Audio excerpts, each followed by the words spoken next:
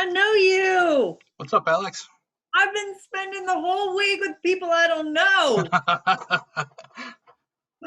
I've been sitting right here in this room with 25 people from all over the country. Oh, wow. 7 days, 7 hours a day, 3 days in a row, and we have 2 days to go. Oh, my goodness. But it's really cool. They're having us do all this fun stuff. We have breakout rooms, we have role plays, there's nice worship. But it is just like blowing my mind open about what happened in this congregation in the last 10 years and what is possible in the coming year and decades. That's awesome. Yeah, I know. I've been. This is my last week for my interim training, so we did our presentation on Monday, and we've got to turn in the final project on Thursday. So it's been. I'm only doing one class. That's only a couple hours a week. I can't imagine sitting that long in meetings all day. Well, what are you guys covering? Like, what are the topics you're covering? We're covering with the book, the Keith Cron book. So we went over that in detail. We went over what interim ministry is and what it shouldn't be. We went over the 5 aspects of interim ministry, and our project was on the leadership aspect. So there was another group did like the history, and another group did what was it? Community, I think. I can't remember now. So obviously I've been paying attention a lot, but I've been paying attention mostly to the leadership and how the staff and the interim work together. So that's so interesting. I'm the only assistant in there. It's like 20 other people who are the interim. And I can see that I feel a little bit like they're trying to get firefighters ready to go into an event, like how to put on our equipment, who are we, what are we going to be safe. So it's a lot on awareness of our own conflict style, awareness of our understanding of systems, but it's a lot of self-awareness. I think in a way, I think they are trying to help us understand ourselves as we help others understand themselves so that we don't mess them up even more. I got you. Yeah. How are you feeling about the meeting tonight? I feel better. I was upset last week over the mix-up I made with the spreadsheets, but after meeting with Stan and Marion, I think I feel better about it. And I got to see all the stuff I did around the building. That was kind of nice, that big long list. So that was great. fun. Good. Well, doesn't this meeting start in 5 minutes? Yep. And aren't there usually more people? There goes one. Sometimes. Usually the first one is Lori. She usually gets there like 15 minutes early. Hey, Breck. I really loved, I got to this through the website and it was so easy to find. Yeah. Hi, Brock. Hey, how's it going? I've been thinking about you guys a lot over the last 3 days because I've been in this interim training for interim ministers, 7 hours a day. And today we did a section on multiple intelligences. And so we were talking about, and it made me think of you as a person who is a real spatial thinking is one of your multiple intelligences. So, yeah.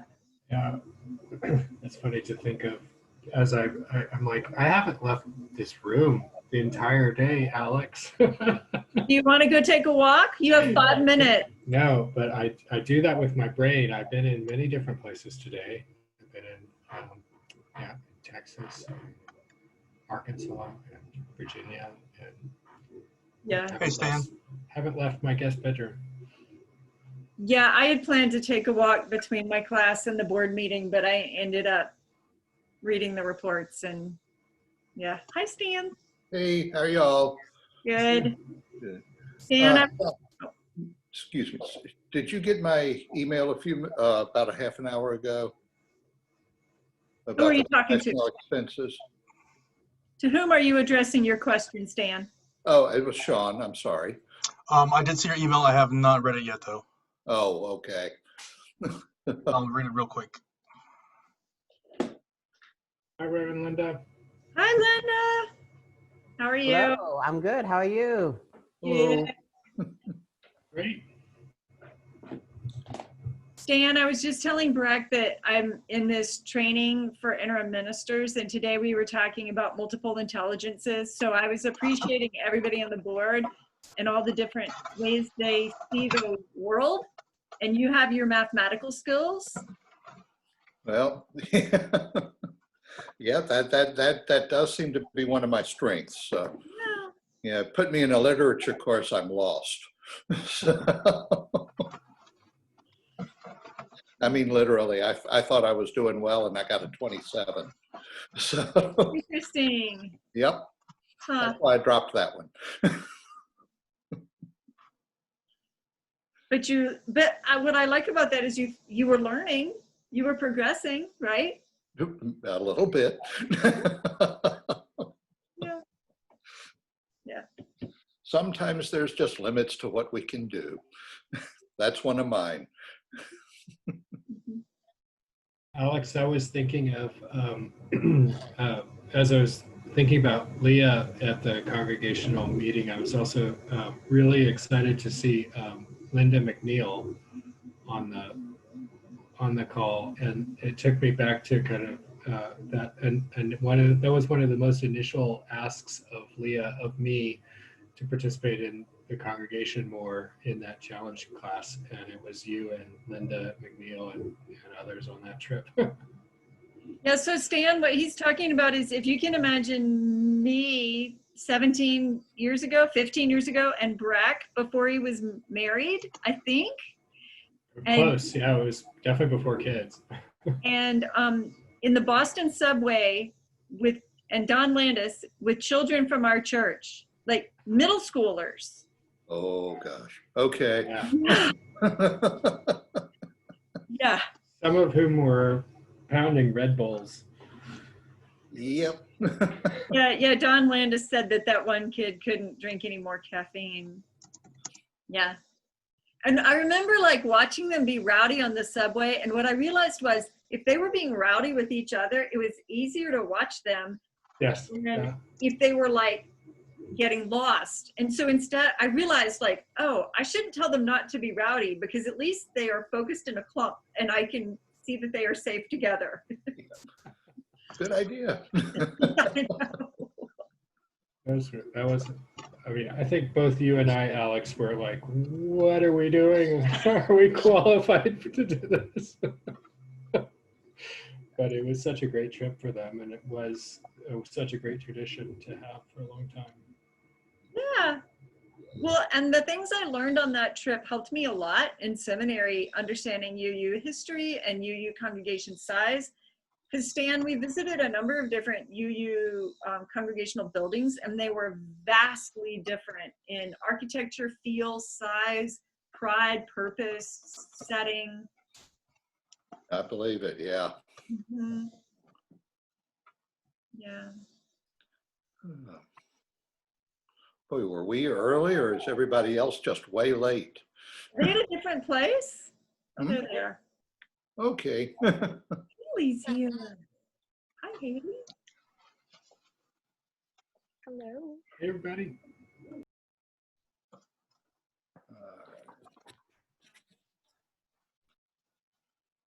Wow.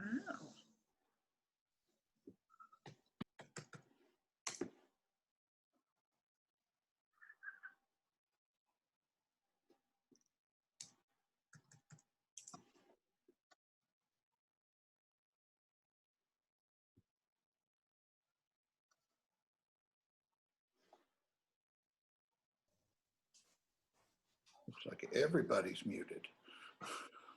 All right. I'm not muted now. How's everyone doing? Doing well. Yep. Great.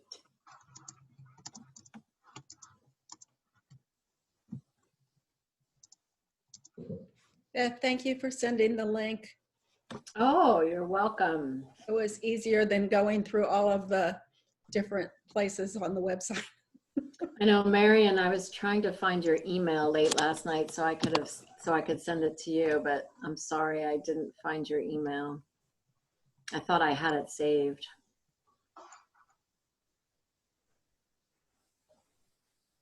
But obviously you found the link somehow. I got it from Sean. It's but my email is mwendolin@gmail.com. That's pretty easy, huh? All right. Well, I'm glad everyone else had an easier time. I looked all over for the link, and then I emailed several of you, and all of you responded at the same time. So suddenly my computer's blowing up. I've got links all over the place. Thank you, everyone, for your patience, and I'm so happy to see everyone. Woohoo. Let's start at the beginning. Where's the beginning? Opening words. Elizabeth, are you in line for opening words this evening? Uh-oh. Well, would anyone care to say something profound? Because Elizabeth neither has words and she's muted. She looks open. Now, here we go. Let's see. I tried to learn from Pastor Bates to let the Spirit move me, because indeed I totally forgot I said okay. So may we join this meeting that's like a movie, with our hearts and minds open. May we hear each other's suggestions and move forward in a profound and wise way, shortening our sentences to be terse and concise, and allowing ourselves to not say everything we think. Amen. Wise words. Always appropriate, Elizabeth. Well done. All righty. First up this evening, we have community public comment time with a limit of 2 minutes each. I see several newcomers in the audience this evening. Do we have some public comments out there? Just raise your hand. And who wants to go first? Let's take Haley first, then Deborah, and then Laura. Good evening, everyone. My name is Haley. Some of you I do not know, but I'm a former TJMCU youth that is back doing the role of worship weaver for or one of the worship weavers for our congregation, and invited by Alex and Laura to do so starting a couple months ago.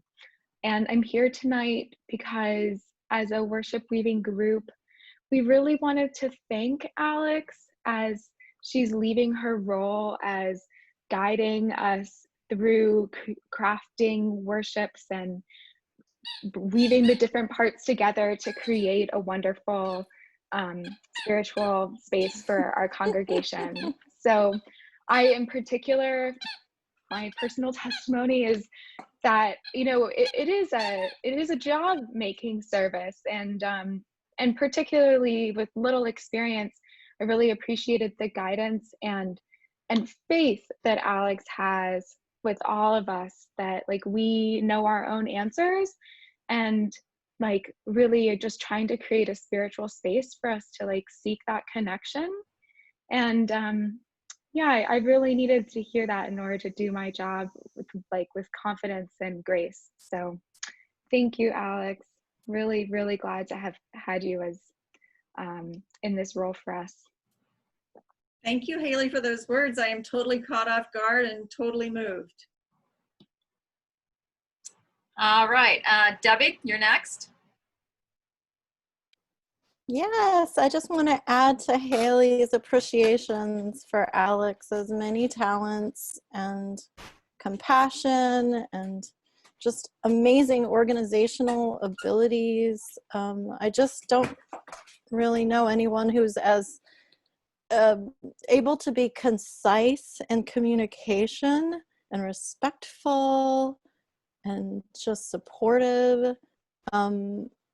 So I feel like my life has been enriched so much that you asked me to do this, Alex, and I got to work with you. So thank you very much.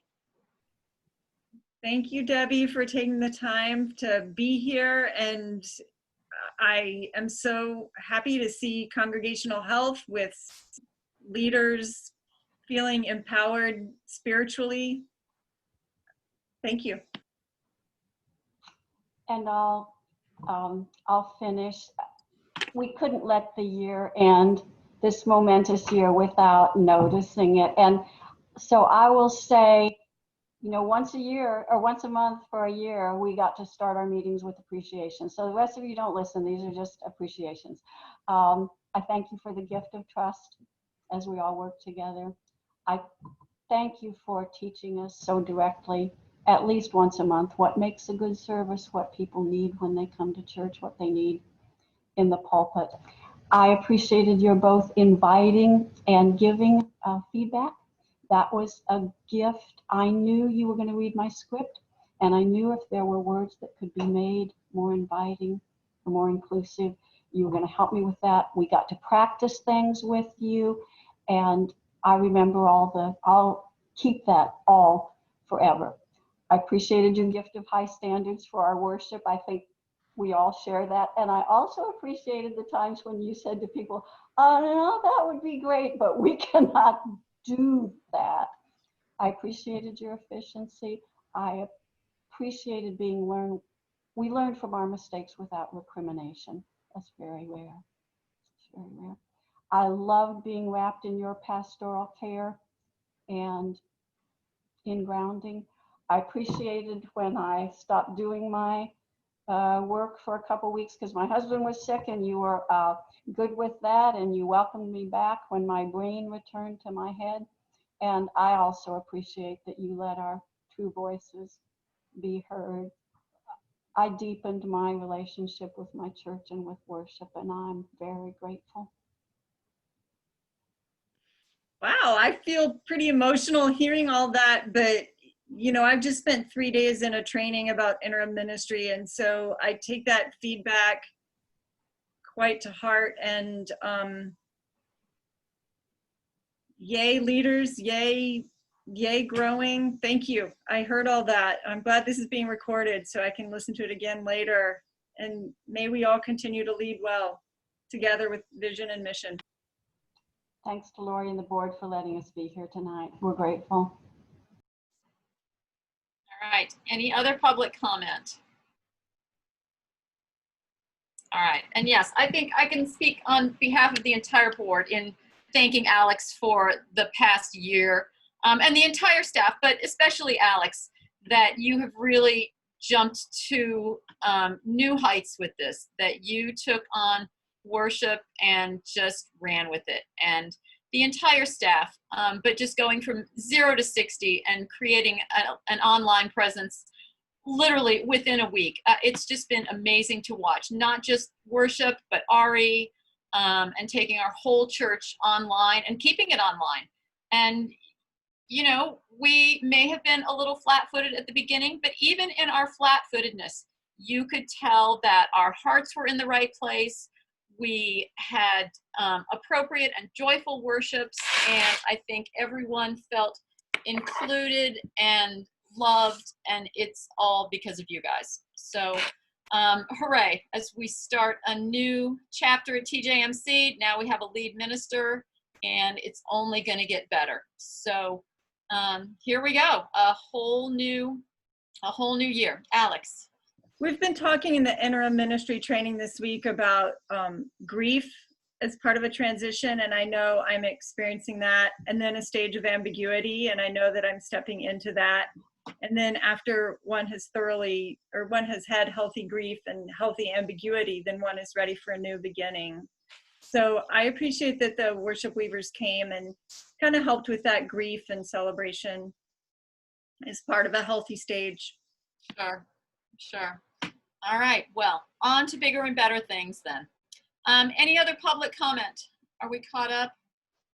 All righty, and I don't recall if there was correspondence at the end of the minutes. Elizabeth, was there anything? Beth, I thought Marlene had sent us something, maybe not. Yeah, Marlene said something.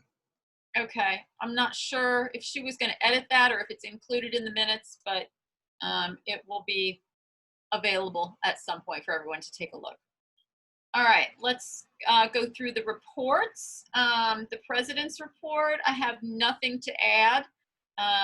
Any questions or comments about the president's report? Can I just interrupt? We have not assigned a timekeeper or a process observer. Thank you so much. I've totally read right past those words. Would anyone like to volunteer to be the timekeeper or process observer? I'll be timekeeper. Thank you. Sure. And process? I can do process. Breck is process. Great. Thank you, Kelsey and Breck. All right. Again, President's report, I don't have anything to add. It feels like we got over a huge hurdle with the second congregational meeting. It was a joy to participate in, but holy cow, that was a lot of work. And we really knocked it out of the park. I think we're gonna learn a lot about how to do congregational meetings, including the election buddy. So that's on the agenda. We'll need to talk about that in a few minutes. Vice President Elizabeth, anything to add or subtract from your report? You're muted. Although Linda encouraged me to think about whether the board needs to vote on putting up a brass plaque to Glenn Short, I still think that I'm going to do it anyway. I would like a board vote of approval to put up the last thing on my report, a plaque to Glenn Short for his benevolence in improving our heating and air conditioning and old parts of the building. Do you want to create a motion for the next meeting so that you guys have the wording and the placement and whatnot, or? It's really easy. I can't think you need that. It's right there at the end of my report. Oh, okay. It says, now that I can get my report. Oh, I see. It's on here already for consent. Yeah, and it's just consent. I just am very uncomfortable about anybody putting up plaques without the approval of the board. I think it's liable to get away. Right. Okay. As long as it's on consent and everyone's had a chance to take a look at the plaque, and tell us again where you're going to put it. And the back of church is a pamphlet board that is built on to the back of the church, and there are two already plaques, one to the air conditioning donation by Dell Smith in honor of Tony Smith, and the other for the donation of the piano. And so this one would be the third one back there and balance it out, and then there's not room for any more. Great. Great. All right. Well, some people put up windows. We put up brass plates. Fine. Brass plates seem fine. All right. Any questions for Elizabeth? All right. Make sure everyone has a chance to just take a quick peek at the inscription on the plaque then. Stan, treasurer's report. You have 2 items on the agenda, but anything you want to say in the meantime? Well, just I hope y'all have had a chance to look at the newer one, because there were some changes that got made over the last couple of days, which brought the projected surplus down to $4.43. Yeah, but unfortunately, there have been other things that have come up too that may change it even between now and Friday. So I may end up having to get final votes from everybody on this budget by email.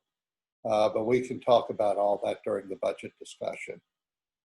Okay. Yeah, there's an awful lot to say this month about the budget with the vote coming up. So, all right, thank you. Linda, minister's report, anything to add or subtract, or? No, I don't think I have anything to add or subtract. I want to encourage you all to let me know what you really would like to hear from me, because I believe that the board deserves to hear what they need to know to make sure things are in good shape. I will be reporting on the 5 goals of interim ministry, just because I feel accountable to that. But also, if there's other things you need, let me know, because it's your job to make sure that this train is not going off the rails. And we have lots of different parts of that, you know, the finance people and the various different ministries, but there are some things that I think you want to hear from me, and I want to make sure I am giving you what you need. So I really do not mind reporting on whatever you want. And you know, and in terms of my making observations about what I believe is better governance practices, I'm not in any way criticizing you. I'm just offering ideas. So in the exec meeting, I had offered the idea that some governing boards set policies and then authorize people to carry out those policies. So they don't have, the board doesn't have to take time to vote on every plaque and everything. They set a policy. This is the kind of person that would get a plaque, or this is why we would do it. And then they charge a group of people to carry that out, to administer that. But, you know, that's just another way of looking at it. Okay. So that you don't have to have 3-hour board meetings. Yeah, I thought your report was great, filled with facts and figures, and, you know, we knocked it, got through it in no time. So it was great. Thank you. You're welcome. Any questions for Linda? All right. Alex, anything to add or subtract from your report? I'll just share my enthusiasm. I just finished the 3rd day of 7 hours, and I have 2 more days of 7 hours in this nationwide interim ministry training with 20 other ministers. And it is just really increasing my, I already had compassion, but it's really increasing my compassion for everything we're going through and all the amazing possibilities we have as Linda helps us with her outside perspective. And I'm just so excited to support this congregation in acknowledging what it's lost, what it's gained, and what the future possibilities are, and how it wants to share its stories with each other and the community. Excellent. Any questions for Alex? All righty. Leah, anything to add or subtract to your report? Well, first off, I just want to say thank you to all of you who worked so hard to make Sunday be the positive and wonderful and joyful experience that it was. And I know that that was a lot of extra work for the staff, in particular Sean, who really was holding a lot. And it was just a lot that has been going on for a while. So what a happy, happy conclusion to hard work. And my heart is so full. I'm still trying to take it all in. So I'm just very, very full of appreciation and gratitude and joy, and want to just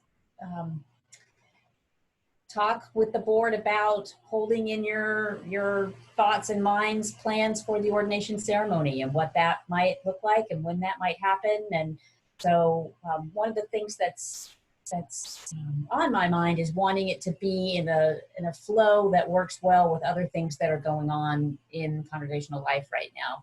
So perhaps it's something that Lori, maybe you and I can talk about that, and we can just figure out what seems like it might make sense as far as a way to move forward with that. But again, thank you all so very much.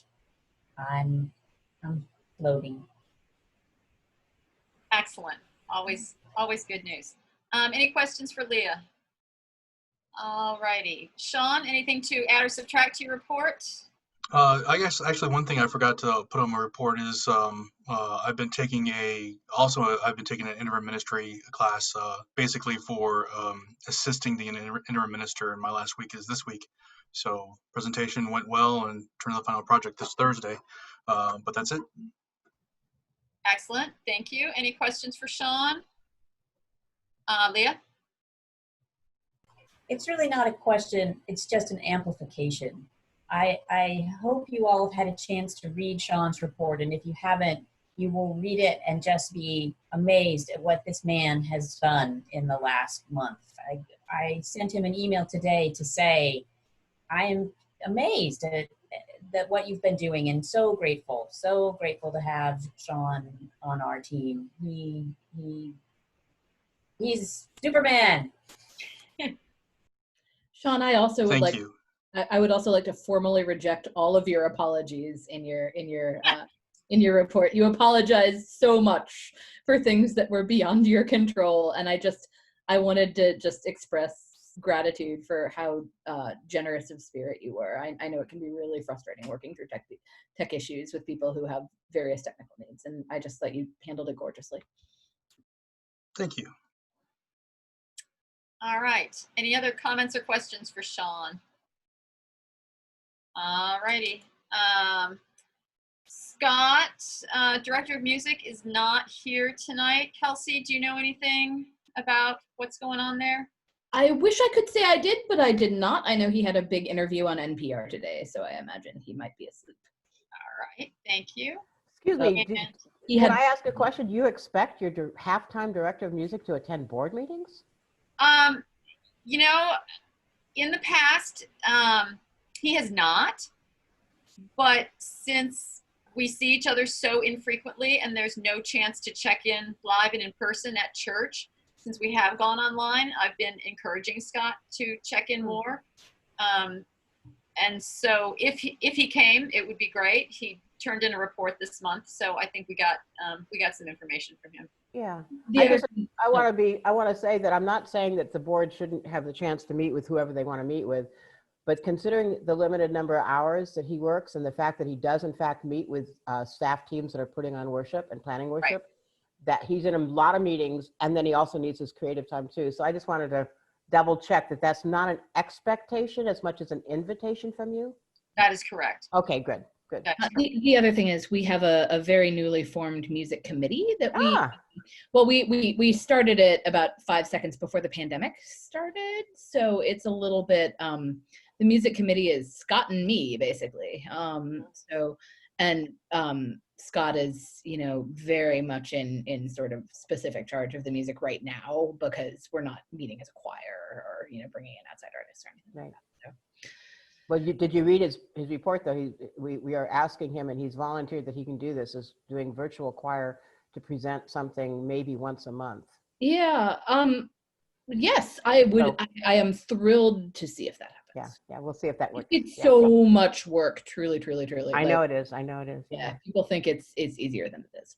Yeah. No. I know what it's like. Yeah. Excellent. All right. And finally, membership stands at 376. I think we gained 1 and lost 2. I'm not exactly sure, but yeah, 376. All right, board liaison reports. Elizabeth, I think you covered your ground with the VP report. The Glen Sanctuary Trust Fund was written, and this time it had photographs. So if you haven't seen the sanctuary and the rest of the church in person, I encourage you to look at those photographs. They're amazing. Kelsey, we just heard from you. The task force to ordain exploring Leah. Pam, any concluding words? You want to wrap it all up here? Hooray. Excellent. Excellent. Short and sweet. Let's see. The name change task force, Liberty? Anything to say? Not much besides what's written, except I guess I just would like to, do we have time later on the agenda? Is that? Yeah, you guys are on the agenda, so we'll just hold off until. Talk it all about that, yeah. Let's hold off until we get to it. And finally, Kay, the volunteer coordinator, but she's not due for a report this month. This is her off month. So, all right, thank you very much, everyone, for getting through that list quickly. Up to the consent agenda. We have 2 things: approve the board minutes from last month and also give the thumbs up to the Glenn Short Memorial Fund plaque. Do I hear a motion to do those things? Can I interrupt one more time? I am sorry to keep doing, whatever I'm doing, but we did not approve the agenda. Oh, all right. We have to accept the agenda as written. Oh, there it is. I'm skipping over things tonight. All right, well, let's back up then. I should bold things better, maybe. All right, well, let's back up. All in favor of approving the agenda, raise your hand. I have a question about the agenda. Yes, this is tonight's agenda that we've already started on. Okay. Well, I guess my problem is, the question is, are we putting the Glenn Short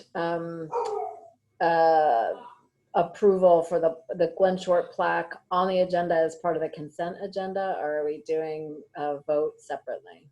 Because that I would have to redo a little bit in this agenda. I believe it's on the consent agenda. So we're gonna keep it there. Yes. And if I may, as I understand, consent agendas you don't vote on. They just are accepted unless somebody makes a motion to remove something from the consent agenda for a conversation and then a vote. Right. The whole point of a consent agenda is you don't vote on it. Yeah, I think that's what we've done in the past. We don't vote. All right, that's fine. So is everyone good approving the board draft minutes and the plaque on the consent agenda? We're just going to move forward with that. All righty.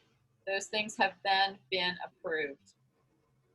Now we're on to old business. But we did accept the agenda. The motion was made and we all voted yes. Yes. Tonight's agenda is good and the consent agenda is all good. Okay. All right. Thank you, Beth. All right. First up under old business are the endowment funds. And so this is Stan.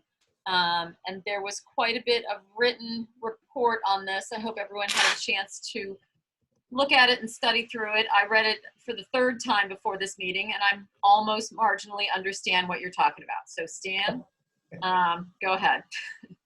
Well, other than what I wrote, I really don't have much to say. Basically, we are at this point, I am at least 98% sure that what we owe in the Summit bonds is $110,000. All of the restricted funds are still fully invested in Summit bonds. I have been in contact with the trustees of the Bristol Fund, and we have worked out what's going on there. Their particular one has a complication in that the original document specified that its payments and expenses were to be accounted on during a calendar year rather than a fiscal year. But we figured out how we're going to handle that. So we do need to find out what the documents for Abrahams and Cheatham say, make sure they don't have the same language. But I think we're pretty well set on what we're doing with the restricted funds and the endowment at this point. And we have a plan moving forward. It's going to pay down the Summit bonds along the way. It's not going to happen as quickly as had been originally projected because we're not going to be able to do $15,000 a year. But at least now we know what we're doing and we're keeping records. Well, that alone is a huge improvement. Do you think, Stan, it would be an accurate statement to say that it would probably be in our best interest to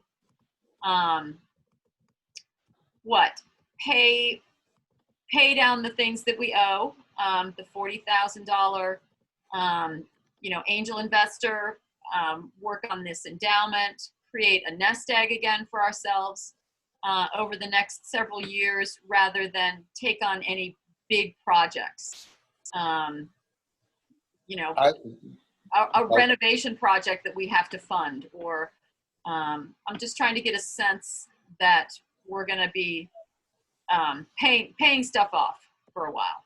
I think that those are all important, more important, honestly, than paying down the Summit bonds is creating a nest egg.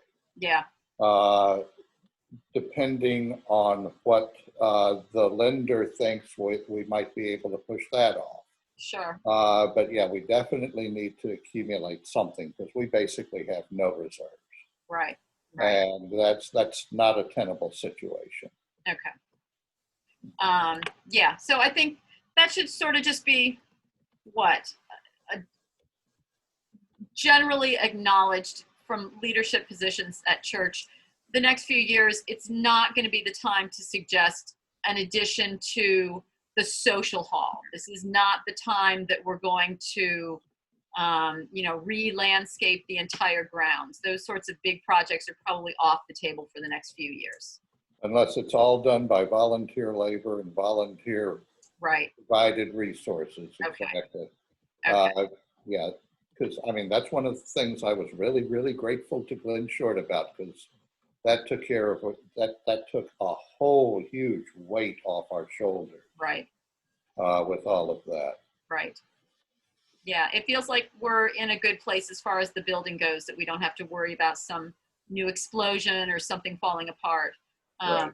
We should be good for a while. So any, any large scale expenses, perhaps we've kicked them down the road for a while and we can develop what you said, a nest egg again. Great, great. All right. Anything else? Any more questions for Stan about the endowment or the summit loans? All righty. A very tricky, difficult, confusing subject, and we're grateful for you guys, you and Sean and Breck as well, for tracking this down. I was going to say thanks again to Breck, because without that piece, that one document you sent me last month, I wouldn't have been able to do this. Made all the difference. Well, it makes me wonder if reaching out to Doug Webbank or some of the other finance, and maybe double, checking with them to make sure that we've got the story right. It's really a valuable document that you have that's stuck in our agenda at this moment. And it seems like it should be more than that. It should be double checked, and it should be more than in that one location. And I know I've said this before, but Sally Taylor was president when we did a lot of these things, and she holds those documents in her private files. So she actually is holding documents. I'd check with her. Okay. All right.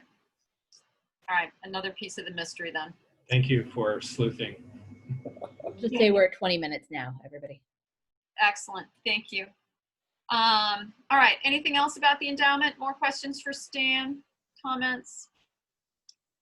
All right. Moving on to the phased reopening. Linda and I and some others had talked about creating a task force specifically to follow the reopening and answer questions as they came up. I know Sean has said he's already having communication with people who are interested in renting. People want to get married and have,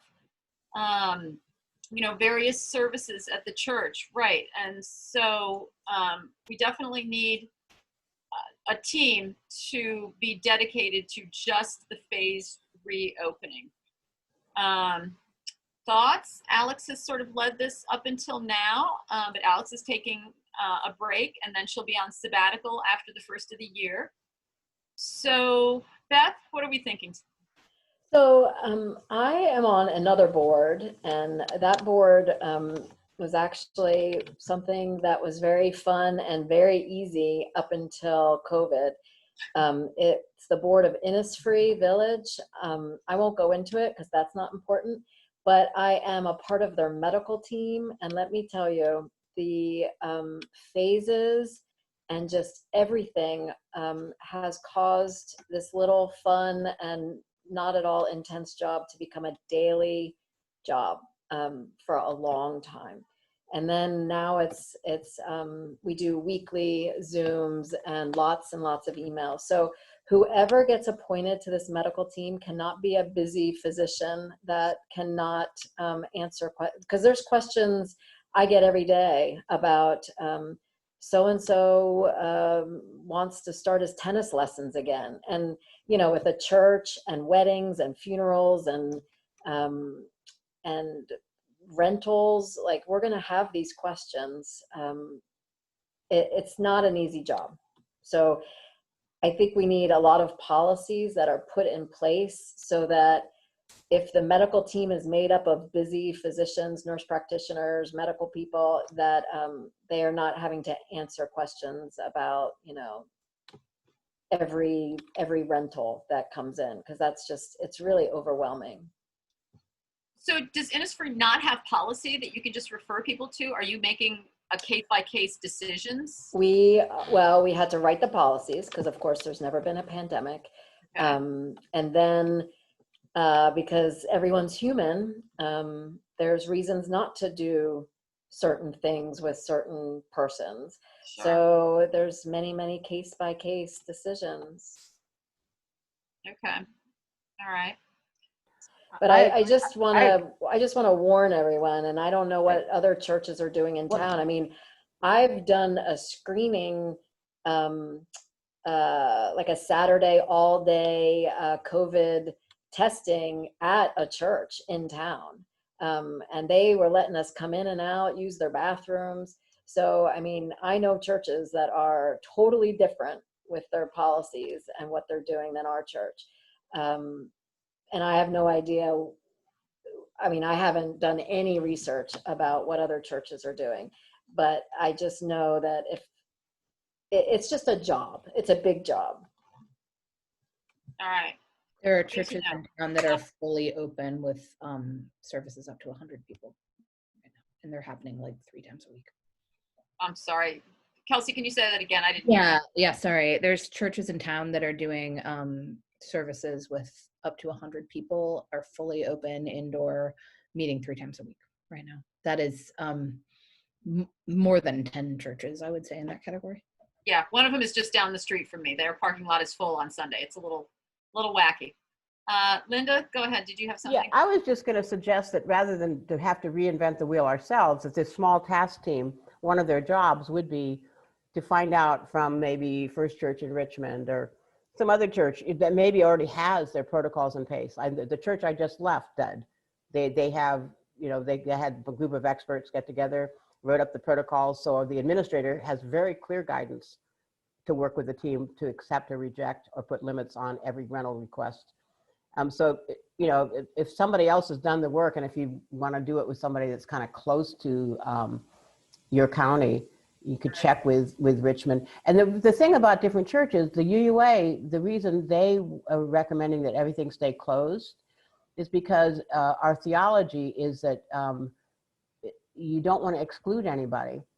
And unless we had really powerful streaming services ready to go, so we could simultaneously be in person and streaming right away, we're telling people, we're telling people, like, if you're in a wheelchair and we only have stairs, sorry, you can't come.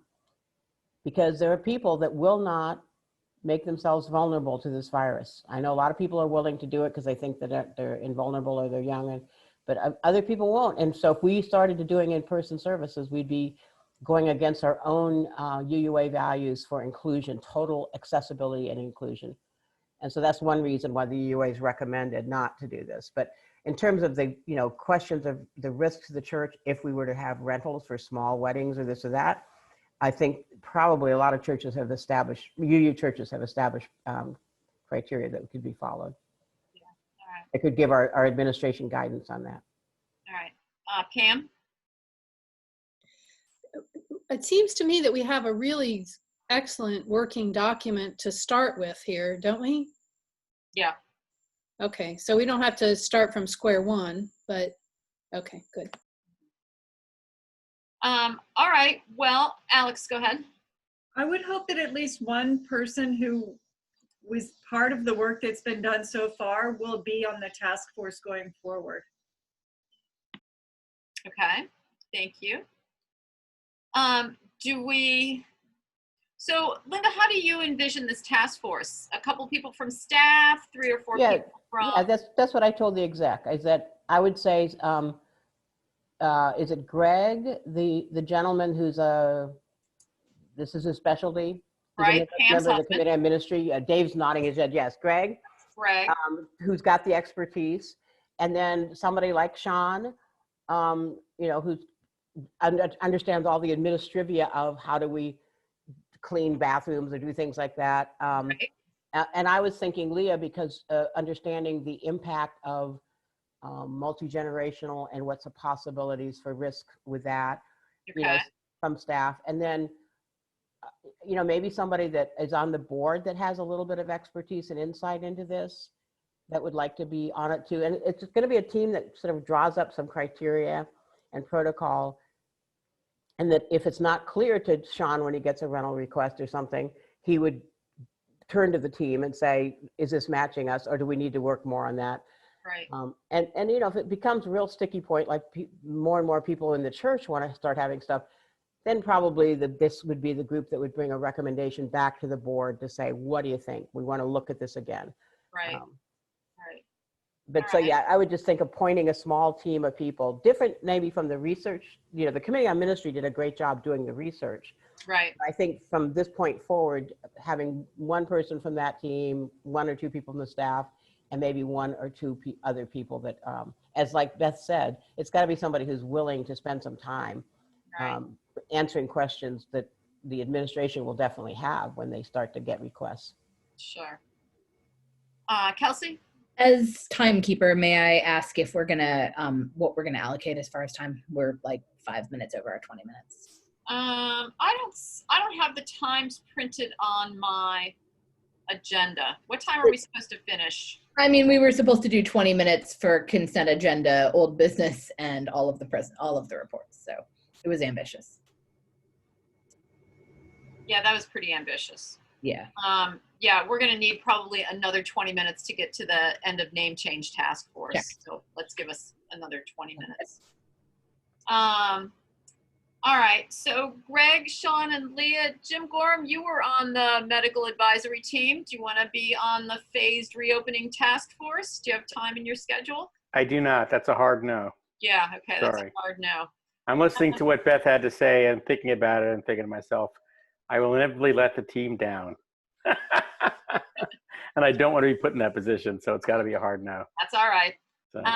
Anyone else on the board have some time to spare that they can be on this one? Or any suggestions of who you're willing to sacrifice among your family and friends that you're willing to volunteer them for this task? Well, I mean, I could talk to some people. Someone's a guest at our meeting right now who I would talk to, but I don't want to put her on the spot. But a retired friend of mine who, you know, taught me everything I know. Yeah. Stan is also related to a retired medical person. Oh, yeah. You guys are getting outed now. Stan and Bev, do you have time in your schedules? You want to take this on? I'm going to have to say no, particularly because of other stuff that's going on with our lives at this point. Yeah, you got your hands full with the budget right now. We'll give you a pass. Bev, how about you? You want to take this on? I'm considering it. Okay. I'm going to write your name down with a question mark. Yeah, I'll talk with Beth or whoever before I say yes. Okay. Sure. Pam, how about you? So I was reading some stuff about how different organizations work and how it's sort of increasing inclusivity. And they were saying that sometimes it's nice to sort of give a general, hey, would you like to be interested in this, rather than going through channels of who knows who and all that. So I was just wondering if that might be something we could do. Yeah, that seems like a good idea. I don't want to, buttonhole the 13 people here on my screen. Let's go with Greg, Sean, and Leah, and question mark by Bev's name. And then can we put an ask in the Friday email? We're looking for people to be on this task force for phased reopening. Does that seem a reasonable? Leah, and then Alex. I'm a little concerned about a general open ask for this particular group of people. So maybe if we had some qualifiers, like that just said, you have experience that would be particularly useful or helpful with the medical background, or have you worked in organizations that have gone through reopening protocols, or something that helped not just somebody who maybe had an agenda and wanted to push it. Let's open tomorrow. Alex, how about you? Go ahead. Dave, does the COM feel like they are not this group?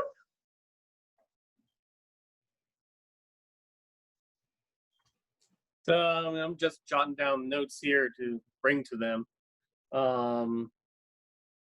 David, I asked them that last week and they said no. Yeah, they didn't really feel like they, as an entire group, wanted to take on the long-term process on this. Now, I was just jotting down to ask if, maybe an individual or two may be interested in it, and prop that up, and if they're interested, they can contact y'all. So I don't know if, I know Greg is extremely busy, and he may not be able to do like day-to-day things, but he may be able to do like overall recommendations as to what the numbers say, Sure. type of a thing. But of course, got to leave it up to him to decide whether he wants to do that or not. Well, David, do you want to ask around on the comm again? And Leah, would you mind writing a blurb for the Friday email, soliciting people, people with medical experience or people who have worked in institutions with large groups before, along those lines? So before I answer that, Alex, was there something else you wanted to add? Oh, sorry, Alex. Just that the comm did so very, very much work on this already. So let's just make sure they get a thank you and that there's some sense of closure as a new group then is handed the task to carry forward. Yeah. I think they would all really appreciate that. Yeah, definitely. Many thanks to the comm. But again, David. I mean, like as like an email to them individually, type of a thing. Got it.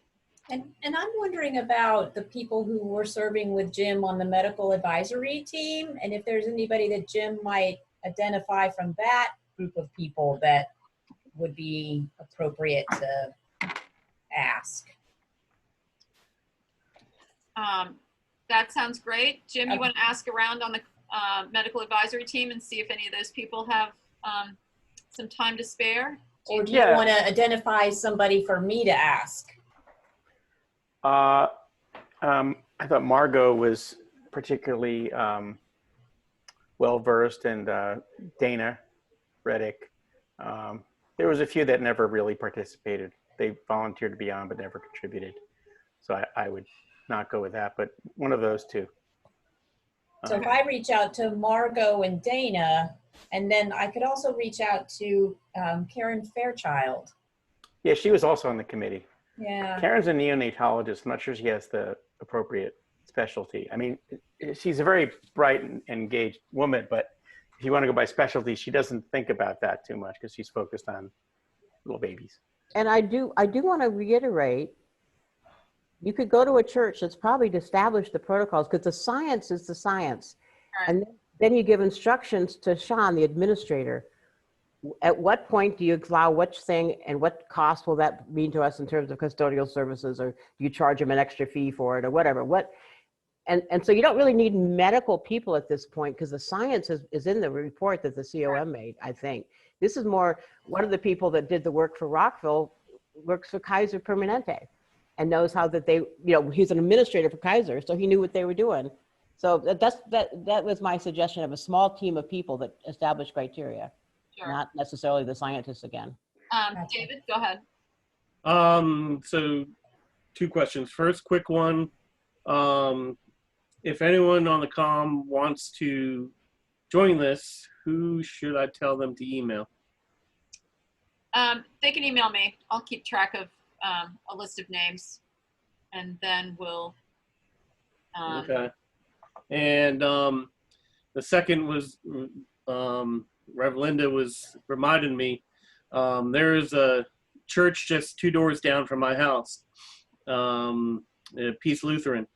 And my wife and I are involved in 4-H and run a 4-H club. And they allowed our club to have their first in-person 4-H meeting just this past week ago. And however, we had to be outside.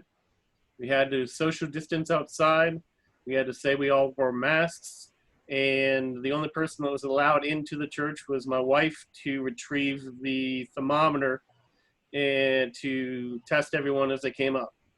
So, I understand a number of people were commenting earlier that a number of churches are much more liberal in what they're allowing, but there are churches that are being more cautious. Yeah. Okay. So even more reason to establish a task force so that we have some, consistency within the things that we want to do. All right. So, Leah, you have a couple names you want to contact, and So Pam and Jim both had their hands up. Oh, I'm sorry. I don't know if Breck has his hand up too. Pam, did you have your hand up? Yeah, only to say I do think it's an excellent idea to put someone who's kind of a organizing, administrative, detail-oriented person on this team. I think that would be a real bonus. Okay. And Jim, another comment from you? It's a question just to make sure I understand what the role of this task force is, even though I said no. Is it really, as Rev Linda said, pointed out, we're not really talking about opening the church towards getting towards more having services and that sort of thing. We're really talking about boutique uses of the church for specific circumstances, right? Like a wedding and that sort of thing. Or because a phased reopening sounds like we're moving ever onward with a larger and larger opening.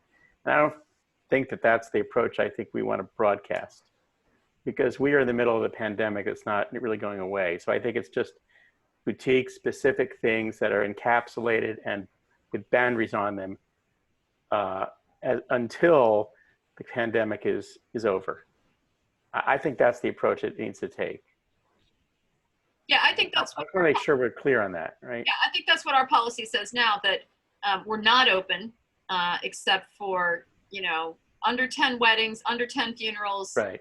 And I think the role of the task force is going to be to assemble and verify that we have more complete policy in place for eventually when we get out of phase 0 or phase 1 or whatever phase we're in now. And then the task force will be the ones to say, okay, we're looking at all these markers. We think we're ready to go to phase 2. That'll be the task force shining moment, is they're the ones who are going to say, we're ready to move on. But in the meantime, yeah, I think it's what Linda says, collect policy from another church, make sure it fits in with TJMC, and then just make sure that everyone walks the walk. If this is our policy, then we're sticking to it because we're the task force and we said so. Elizabeth? But the task force is also having those boutique requests, right, and not making Sean do it. Although it gives Sean somebody to say, if you have a request for your Girl Scout meeting, or you have a request for an exercise group outside, that task force says the criteria that Dave just described. You have to do it outside, you have to have masks, you have to take the temperature, you have to all sign in. Sure. That group should be able to be flexible enough to hear those requests and to communicate that those requests have been answered in a logical way, because what we just said earlier, we're not a phased reopening of Sunday worship. We're I love Jim's term, a boutique use. All right, Linda? I agree with what Elizabeth said, and I would reverse the order. The task team sets up the criteria and Sean administers. We have to have one point of contact for requests. We cannot have them going to a committee. Sean can say, our committee has given me these rules and I'm administering them. So you must do this if you're going to rent. Sean has to be our point of contact. He's our paid staff administrator. Right. Okay. Breck, and then David. Yeah, I had thought that there was a pretty good policy and set of protocols that was put in place. I thought there was a lot of good work that was done in that regard. And I guess in my mind, the trickier decision was when do we move from one stage to another? There shouldn't be a lot of,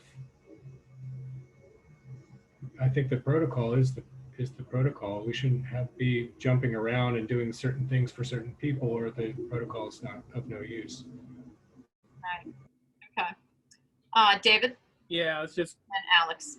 Brett kind of, stated a lot what I was going to say, that, what the COM presented in their report, had the different phase colors, and that, each one only allows certain amount of use. And ultimately, in the end, it's going to be green, where we all get to come together and hug each other and have a full service. But that's going to be ways down the road.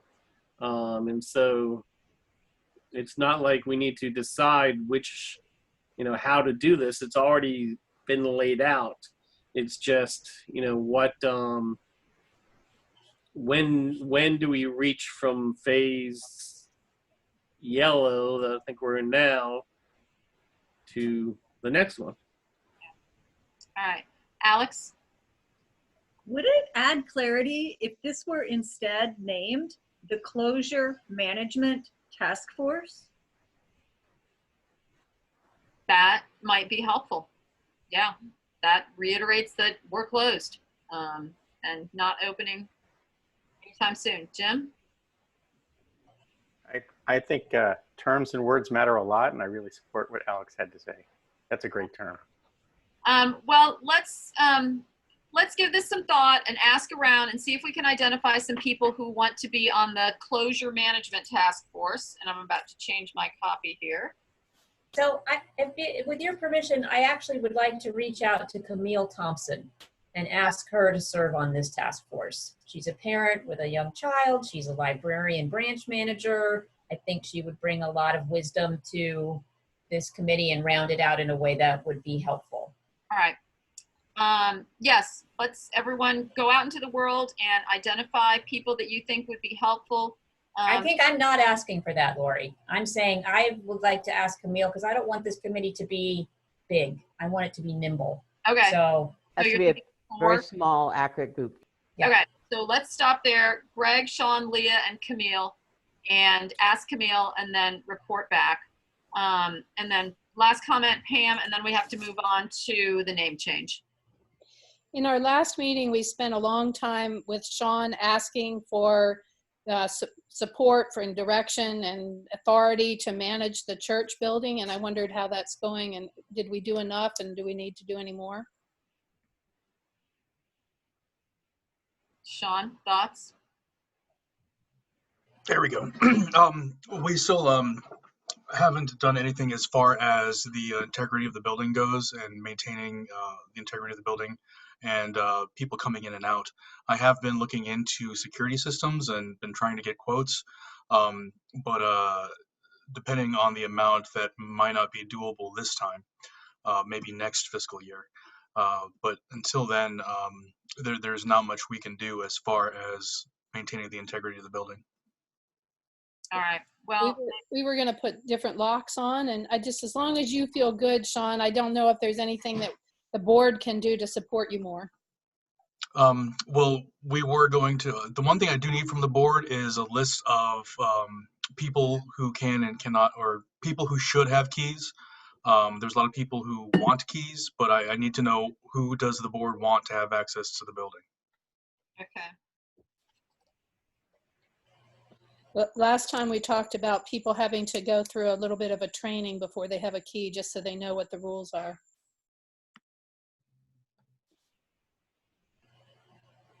All right, I'll start up an email with some suggestions of who should have a key and forward it to Sean and Linda and all the people.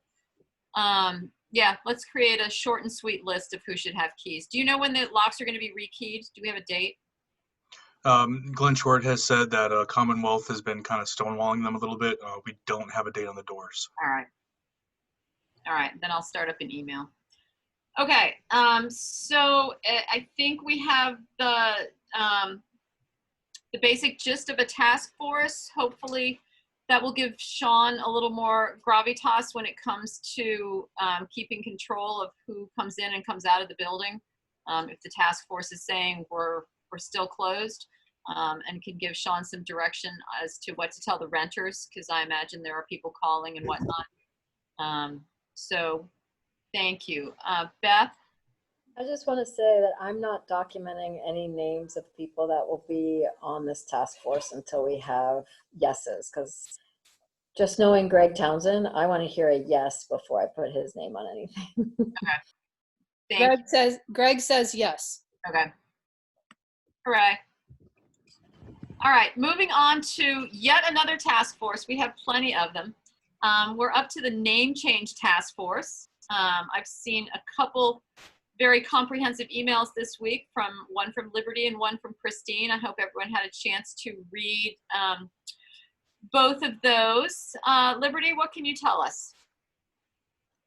Well, I think that besides what's on that report, I think the main thing right now that's on my mind is sort of processing what I observed with the congregational meeting last week and trying to imagine us doing this again at the end of September. And personally, I'll just share with you, I'm a little intimidated. As you all know, our committee has not had the same sort of time to work together that the Ordaining Leah committee did, and especially with the pandemic. And so I am a little bit intimidated by pulling off such an orchestrated and thorough event with such a contentious topic along with the budget. And we have the date, and we picked that date because of the imperative socially, nationally, and of course of the issue. But now that date is coming up, I just maybe need some reassurance that our committee has the support and wisdom that you can give us about how to pull that off, because like the little threadbare staff that we have is filling in the dates for the cottage conversations, and I just don't know what is coming down the track with that meeting and how to be prepared for it. And so then if you have any other questions about the report, I can take that as well. Right. So have you been in communication with the people from the from Leah's ordination committee? That would be Pam and Laura and Dawn Dirk. I can't think of all. I mean, we worked together, Pam and I early on regarding like communications, right? Since I do the communication committee. But this is just such a different, it's its own issue and its own challenges. And so, right. Okay. Questions, Kelsey, and then Elizabeth. Not a question, just obnoxious timekeeper report. That's 20 minutes. We need to give ourselves more time. Got it. Let's give ourselves 15 for this. Elizabeth? So I think that having ridden the coattails of Pam and Laura organizing the cottage conversations and then the outreach to people who needed to have a personal conversation as well as an ability to express their deep thoughts. I would say you do need the 2 months for the cottage conversations, because each cottage conversation springs a list of people that you need to make sure are heard, and that's very important. I like how you all framed your question. I did notice that you put 2 things that we thought were separated. The first vote is, should we change our name? And the second vote is, what should our name be? And that when we originally started this, we said they're both so complicated, you're busy, you're better to do a ba-bum. Just have a vote for, should we change our name? And then move on to, what should our name be? But you all, if you want to combine it, that you all have addressed that and talked about it, I'm sure. It's just that you did shift it a little in those questions. I'm a little bit, I'm kind of confused. What question? So the first question is, should we change our name? And if you got, which question in our cottage conversations? Proposed questions? It's in your report. You talk about the 4 things the cottage conversations will talk about, and one set of them are, should we change our name? And then there's another one that says, what do you think our name ought to be? And when we first were talking about this, we thought, what do you think our name ought to be, would be so complicated, because you'd have all sorts of opinions, that getting out of the way. That was the point of that last question. Christine said that it was an ask. Somebody asked her to include that as an information gathering. So when we go to the next stage, we'll have a list of names all ready to go. Okay. So that's just a fishing expedition. You're looking for suggestions for the names. Okay. Correct. That's good. More questions or comments? Pam? So Liberty, I really feel what you're saying. I think that it's an awful lot of work to be done by the end of September. I think that it's going to be, just from our experience, just with things popping up at the last minute and things that you wouldn't think you need to do and people who need to have comments and things, that's really pushing it. I strongly urge you to delay it a little bit. And also, so for sure, I'm happy to talk to you about sort of what we learned, and we have a script that's all, set to go that can be tweaked, but whew, I think it's going to be a lot. I know. I feel that too. And I want to do due diligence with meeting the needs of all the people who have strong feelings about this. And because, I haven't done this cottage conversation process before, I don't know if these conversations can hold all of that in a way that people feel satisfied, or if I'm just, thinking I just want to make everyone happy and I don't know how, or do I just have to let it be like they have the time, they're going to have their chance to speak, this is the protocol, and when we come to the vote, we'll just face it. But that feels so risky because it's so important, and I really think that if we do it carefully, we can win. Beth?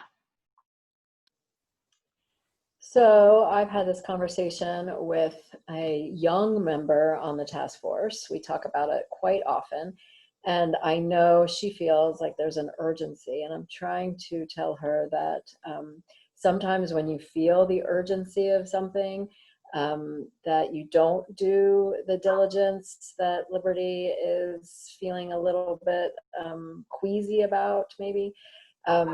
I strongly feel that we should, as a board, just say that we're not going to have the task force, the change name decision at our September congregational meeting, and we're going to just do the budget at that meeting and just make it a board decision. So it doesn't have to be Liberty feeling like she's not feeling good about this and the rest of her task force feeling urgently like they have to get it done in the next 4 weeks.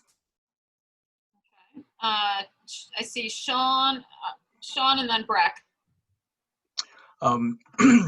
Speaking as the administrator and going back to my point from before that this is a branding issue, this is how the community looks at us, I would say that this is more urgent than the budget.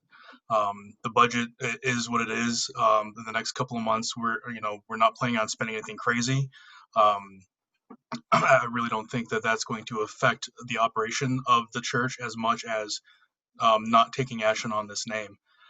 This honestly is way overdue. There are lots of protests going on as we speak because, as we all know, Black lives still aren't as important to some aspects of our country than the rest of us. We need to be out there, we need to be protesting, and it's hard to do that with the TJMC name over our banner. So for me, I think from a branding and a perspective of how the church is viewed and future enrollment and future pledges, I think this is way more affects the church than the budget does. Breck? Thank you for saying that, Sean. You said it better than I could. I don't want to downplay the amount of work that goes into these meetings, but I too would feel profound disappointment to hear that message from our board at this time. I think that the conversation in the world is a different place than this issue would have brought up with our congregation a year ago. And I think that we need to move forward with confidence and purpose. I just think it's too important not to, and I agree it's way overdue. Elizabeth? So you've swayed me. I was going to suggest do the budget and then do the name, but let's flip it. Let's not have the budget with the name change, but then the pressure is sure on Liberty, poor baby. So you flipped me. Stan? Well, first thing I wanted to say was, yes, I appreciate what Sean was saying. I do want to point out that I don't think it has to be either or. Part of the reason that we scheduled this along with the budget was because we were expecting the budget to be so non-controversial that it would be fairly quick and easy. I still expect that to be the case. The fact that we're not going to have a deficit is going to be a huge big deal. It should pass fairly quickly and easily, I would think. we are going to have, obviously, we always do this. We schedule some conversations during the couple of weeks before the budget vote anyway. Anybody who has questions can ask them then. So yeah, I don't see the budget vote being an impediment to doing this vote in September. Again, getting the cottage conversations done in time, I understand why that might be an impediment. And that's, yeah, nothing that I can actually comment on. That's not something I'm going to be involved with. All right. Liberty and then Alex. Okay, yeah, I would just want to reinforce that I totally agree. I would love to get it done. I want that. The urgency is there. This is a cause very close to my heart. I do feel, though, that having the discussion in a way that disrupts the church in a way that people don't feel heard and causes that friction, and that to be a semi-public conflict can also be a really bad branding move for us. And, you know, it'd be one thing if we could just all vote and say yes, and we knew we were going to change the name, but we all know that the board put forward a very high hurdle for us, the 80% of those attending. And, you know, how likely does that feel? So do we have 20 odd really no votes? You know, that's what I feel like I don't have time to massage the vote to make sure people feel good enough about it to get the yes out of them. And it's not that I don't have the urgency or even that we can't have the cottage conversations, because those are scheduled. It's just thinking about that there are people who have strong no opinions about this, and they are doing their own networking and not meeting and not being in the social hall and not really having contact with that many members of the congregation outside of the board and my committee. It's just a mystery to me what's going on out there. And so if I'm putting forward a proposal that requires a vote and there's this element of mystery, that's what I'm really terrified of. And so I guess the support that I would need would be, you know, the board and other interested parties to come back and tell me with some assurance that this is going to pass if I put it up for a vote in a month. Alex and then Linda. Linda first, then me. Linda? I was wondering if there could be some sort of a way of doing this that doesn't look like the board is putting it off and doesn't realize it's important, but that you would do a survey vote so that it's almost like a straw poll. After the cottage conversations, you put out an e-survey and people vote that way, not a binding vote, but just to sort of take the temperature of the room. And then you'll know, do we need to have more cottage conversations? You know, or does this look good? You know, if you do enough e-surveys, you get a sense of where people are at and when it's ready to move it to a binding vote. You know, like if you were to, you know, people are experts in how to do surveys, but it's pretty easy if it's a 1 or 2 question survey. So that's just a thought. Okay. Alex and then Jim and then Sean. A metaphor is that a 3-legged race is very awkward, but it gets people to the finish line together. There was a letter written to the board by a member of the congregation after the last meeting in which this person shared that they found the Zoom format made it difficult to voice dissent. And this person was questioning whether democracy can occur in a Zoom format. It's so important that we maintain relationships while also working toward our goals. I wonder if it's possible to do what Linda said and get the straw poll, and then also to plan a congregational meeting so that if it gets overwhelming, or if overwhelming to the degree that a goal can't be accomplished in that meeting, that there is a escape route is to like a plan B, because Stan, even though I heard you say that those things could be voted on in one meeting, we just learned the electronic format throws us curveballs. Okay. Who was next? Jim and then Sean? I can't remember who I called on. Sure, I'll do that then. Yeah, I love the idea of a straw poll. And do we have enough sense of the of the sentiments that we could do a straw poll before we do the cottage conversations? Not to undo all that effort that was done. But what if the straw poll were done and it came back showing that there was a big support? Then that might alleviate the pressure on Liberty and the others to do these conversations. They might not feel there was a big task ahead of them. Because I don't know that we have a good sense of the temperature right now, unless somebody else does that I don't know about. Okay, Sean? So I think a straw poll would be great too, but worst case scenario, if this goes to the vote and it is voted down, then what's the worst that happens? In my opinion, we know where we stand at that point and we know what work is ahead of us and we can continue working from there. For me, the worst case of it voting no would kind of be a message to the larger public that we're not ready for that kind of change, which I think would be a hindrance to us growing our congregation. But I don't think a no vote would end the conversation. It would just let us know where we are. All right. Stan next, but a question first. Do we still have access to SurveyMonkey or some other form of survey that Yes. we can ask? Okay, so doing a straw poll is not unheard of. It's reasonably easy and efficient? Yep. Okay. Stan next, and then Breck. Well, what I was going to say was, yes, the idea of a straw poll makes a certain amount of sense. I do know that there are some people out there that are quite literally on the fence, and there are some who are very definitely no votes.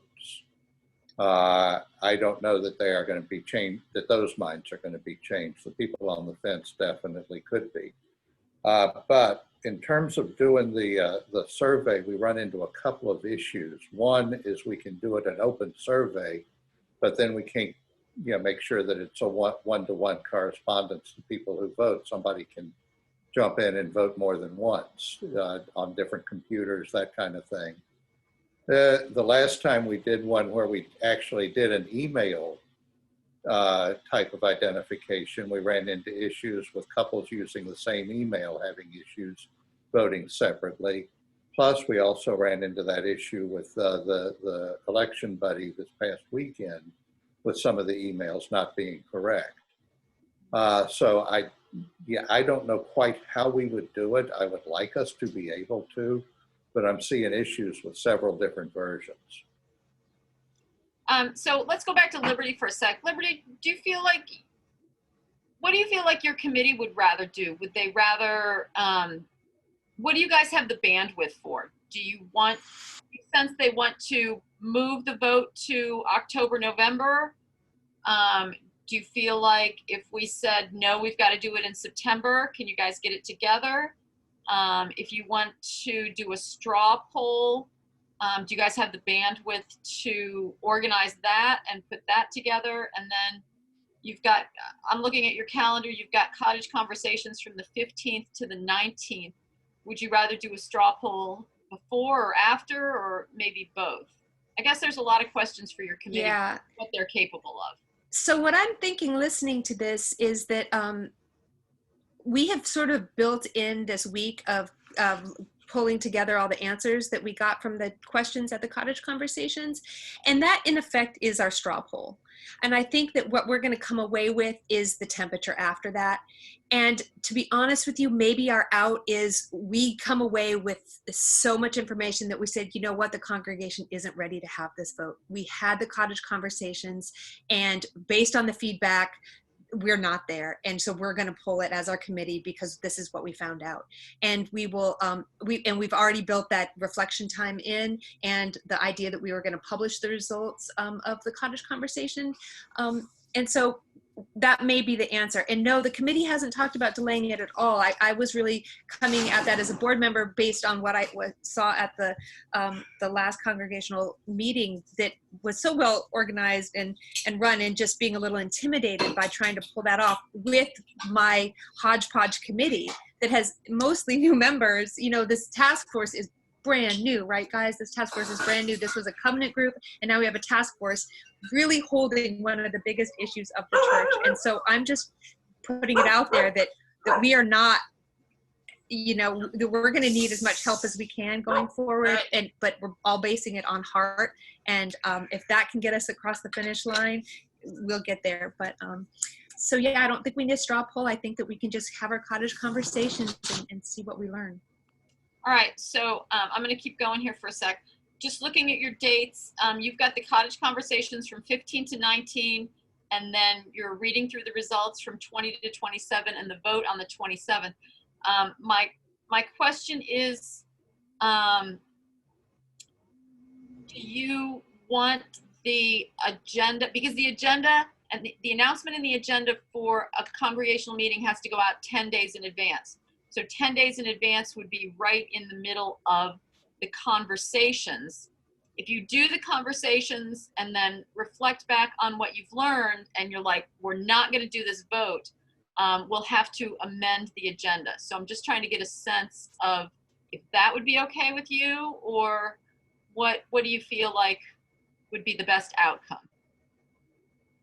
Would that be okay? Can we amend an agenda? I mean, I feel like I don't really understand. I think that's really the only way we have. And that would just be, you know, there's no agenda here except honestly basing it on how we feel the congregation is ready for, and just, you know, coming at it really authentically that if we're not ready, we're not ready. Please amend the agenda. And okay, I'm going to skip. I'm going to go to Linda for a sec. Yeah, I think the way it's legal to amend agenda by taking things off. It's not legal to add something. That's my understanding of when you publish an agenda, it's okay to take things away, but you cannot add something after the agenda has been published. Right, we can amend the agenda at the meeting to pull it off. Okay, a couple more comments and then we're going to move on because we're running out of time and I'm looking under new business. We have a ton of stuff.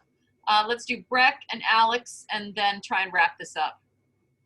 I agree with Liberty in that actually in the several rounds of cottage conversations that I've been involved in, and there was always an informal and sometimes more formal survey that was filled out anonymously at the end of the cottage conversation that could easily include that question. And I think it should be anonymous. You may know that the 10 or 15 people that are in that particular group, but you wouldn't necessarily know who provided each. And I think that would give you a really good sense of where you stand. And you would know that everybody filling that out has had the benefit of that conversation. All right, thank you. Alex? I see that under new business is the debrief from the congregational meeting that we just had. And I wonder if the learning from that will inform Liberty's sense of comfort or discomfort about the realism of going forward. Yeah, okay. All right, so Pam, let's get, you can be the last one. Pam, go ahead. Pam, did you have something to say? I saw your hand go up. No, okay. Yeah, it's Pam. back up. Sorry, my internet's going in and out. Okay. I was just going to say, I think it would be pretty easy to do the election buddy for a straw poll, and that would solve a lot of the problems. And we could put an abstain, we could put an uncertain, we could put a comment on there. All right. So how about this? It sounds like Liberty, do you want to go back to your committee and we'll keep the vote on the agenda for September for the moment. Go back to your committee, see what they think about the straw poll, either via SurveyMonkey or Election Buddy. I think Sean will know best. And then keep the board posted. If we have to amend the agenda at the meeting, we'll do that. But let's let you go forward as scheduled for now. And let us know how we can be helpful. Because Right. you've got 16 people here who know people. If there's anybody you want us to be talking to, if there's any message you want us to be doing, let us know, because we could all help that way too. Right. And I think, the people who were on the ordination task force are excellent resources. Those guys knocked it out of the park from the initial thought process all the way down to writing the script. So hopefully getting in touch with them will provide answers. And like Alex said, as we debrief the congregational meeting, that will be helpful as well. All right, let's wrap this conversation up. It's almost 8 o'clock. Can we please take a, let's break until 5 after, a quick break so that we stay on track. a bio break, go get a snack, go do your thing. And while we're on break, if you have anyone that you want gratitude cards to go for, please put that information in the chat box. I'll cut and paste it and try not to lose it this time. And also, last month's gratitude cards, I wrote them, and then I got an email from someone that they were going to include them with cookies that were being passed out with Fifi. There was a whole plan there. No, the letters hopefully were mailed. The cookies are going to the people on your list, but the cards and the cookies are being handled separately. Well, the cards are in the president's mailbox at church. I left them there because I wasn't sure what was happening. If they haven't been picked up yet, Sean or Leah, will you please ask Caroline, pick them up, post them, and throw them in the mail? Yep. That would be. Okay, so please come back at 5 after, and like I said, put your gratitude card suggestions in the chat box. Break time.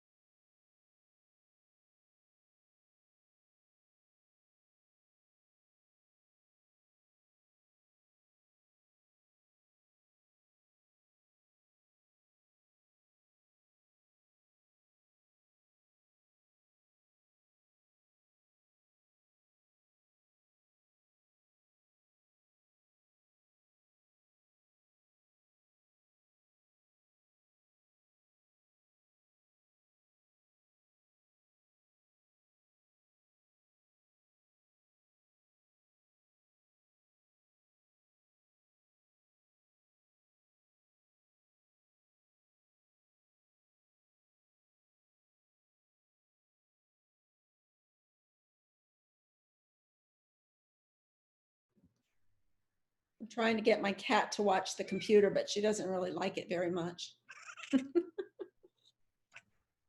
You got to move your cursor around. It does. She doesn't like pay any attention to it. And then she'll just bite me if I annoy her too much. When mine gets up on the desk, it walks over the keyboard, and that's a pain. You know, when I get on Zoom meetings with Trudy, she has a cat that always hops up on her desk and then is turned facing Trudy. So we get a tail. It's like, okay. Oh. There you go. Let's screenshot that, right?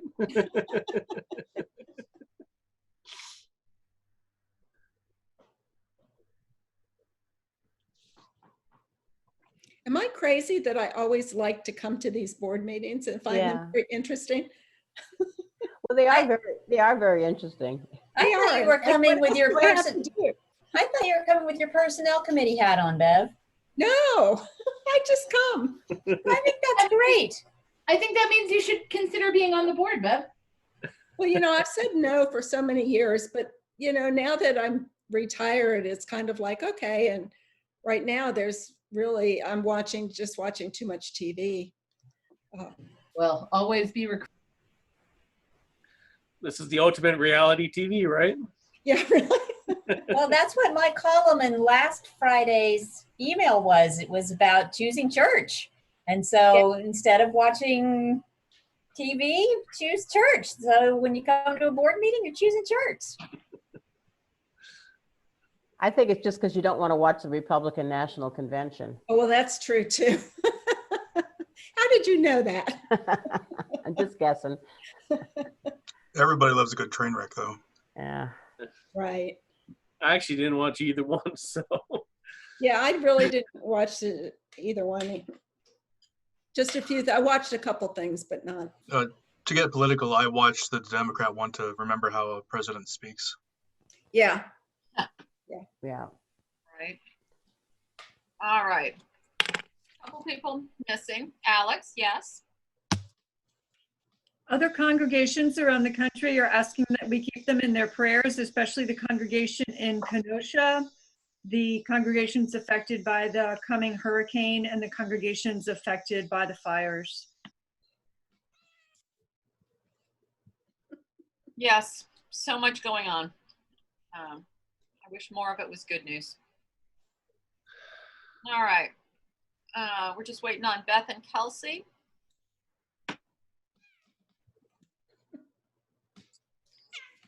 Cat's all over the place. She's a nasty cat at times. I'm up on the third floor. My two new foster cats are up here, 2 adults, Mousy and Cataly. And Cataly has only recently come out from under the bed. She's been here for 10 days. She's a little worried. Sorry, I'm here. I was trying to hang a mural or a mobile in the background. Don't mind me. I saw you playing with it earlier. Yeah. I thought, oh, you're getting so ready. I can't unitask anything for the next like 3 days.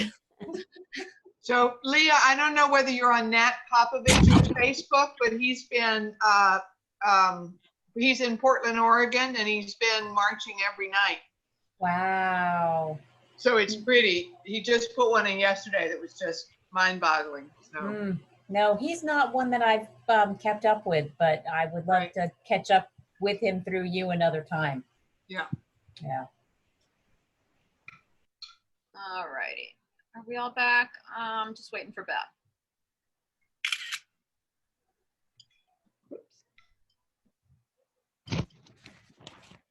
Mobile update, 2 pieces that balance, they do not balance together. Just, you know, felt like you all needed to know that. Right.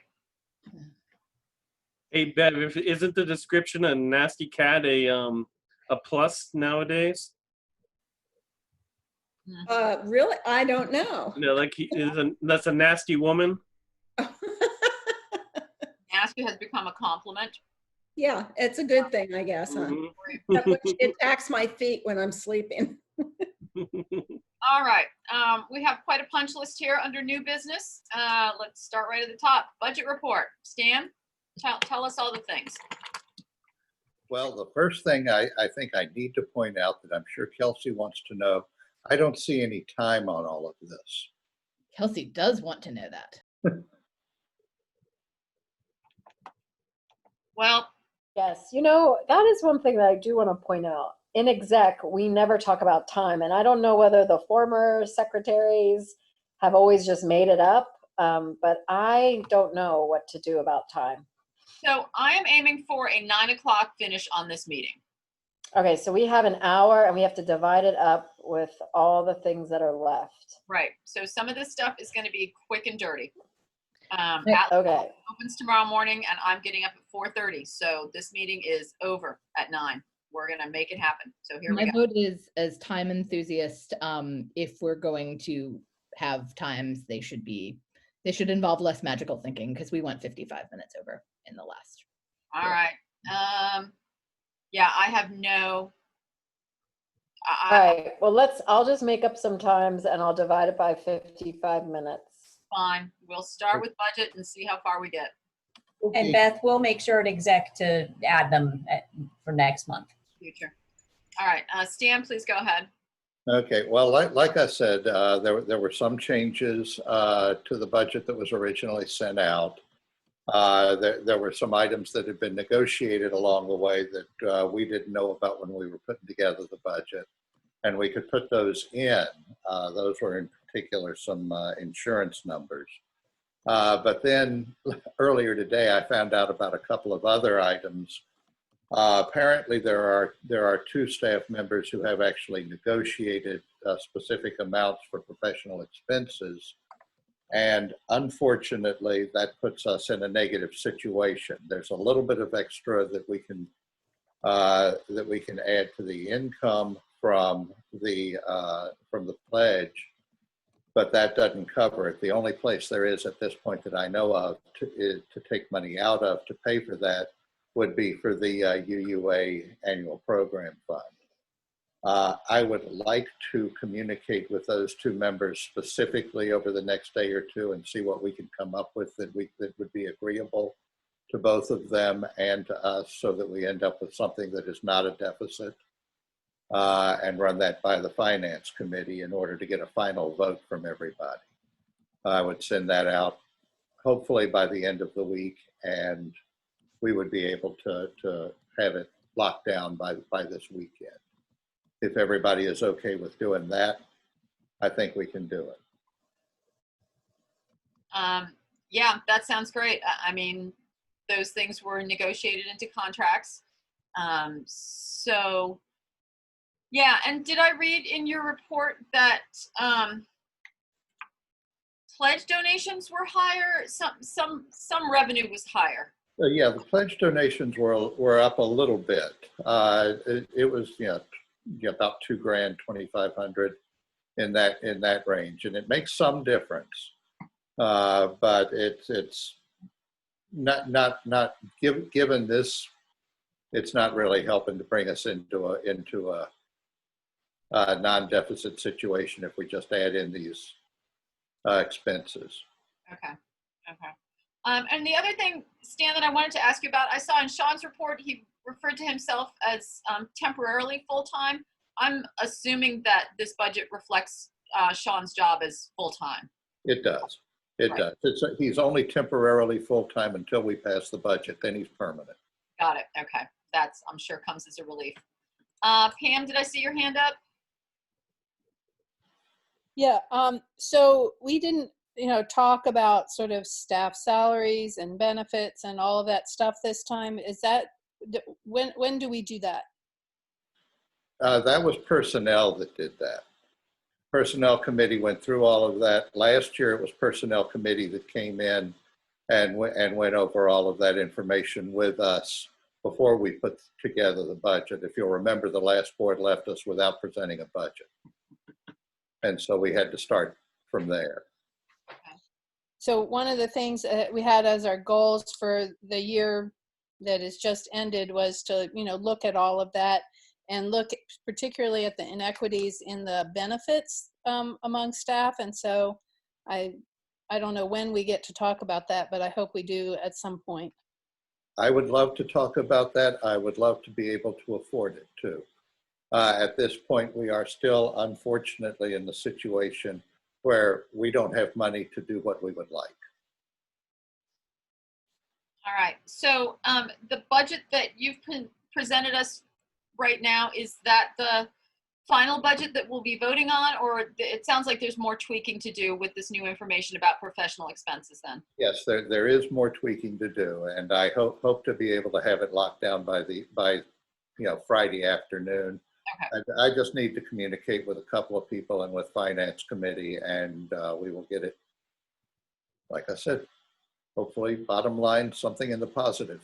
All right. So we'll look forward to a final version. I'm just thinking ahead of it needs to go out to the congregation on September 17th, which is still quite a ways away, but just good to have that number in our head when we have to get that up and out. Yeah. But I also want to make sure that we get it taken care of as soon as possible too, so that there is the possibility even before the 17th to schedule some conversations with people so that it doesn't come as a huge surprise to them. Agree. And so that people know, the people involved know that things are well in hand.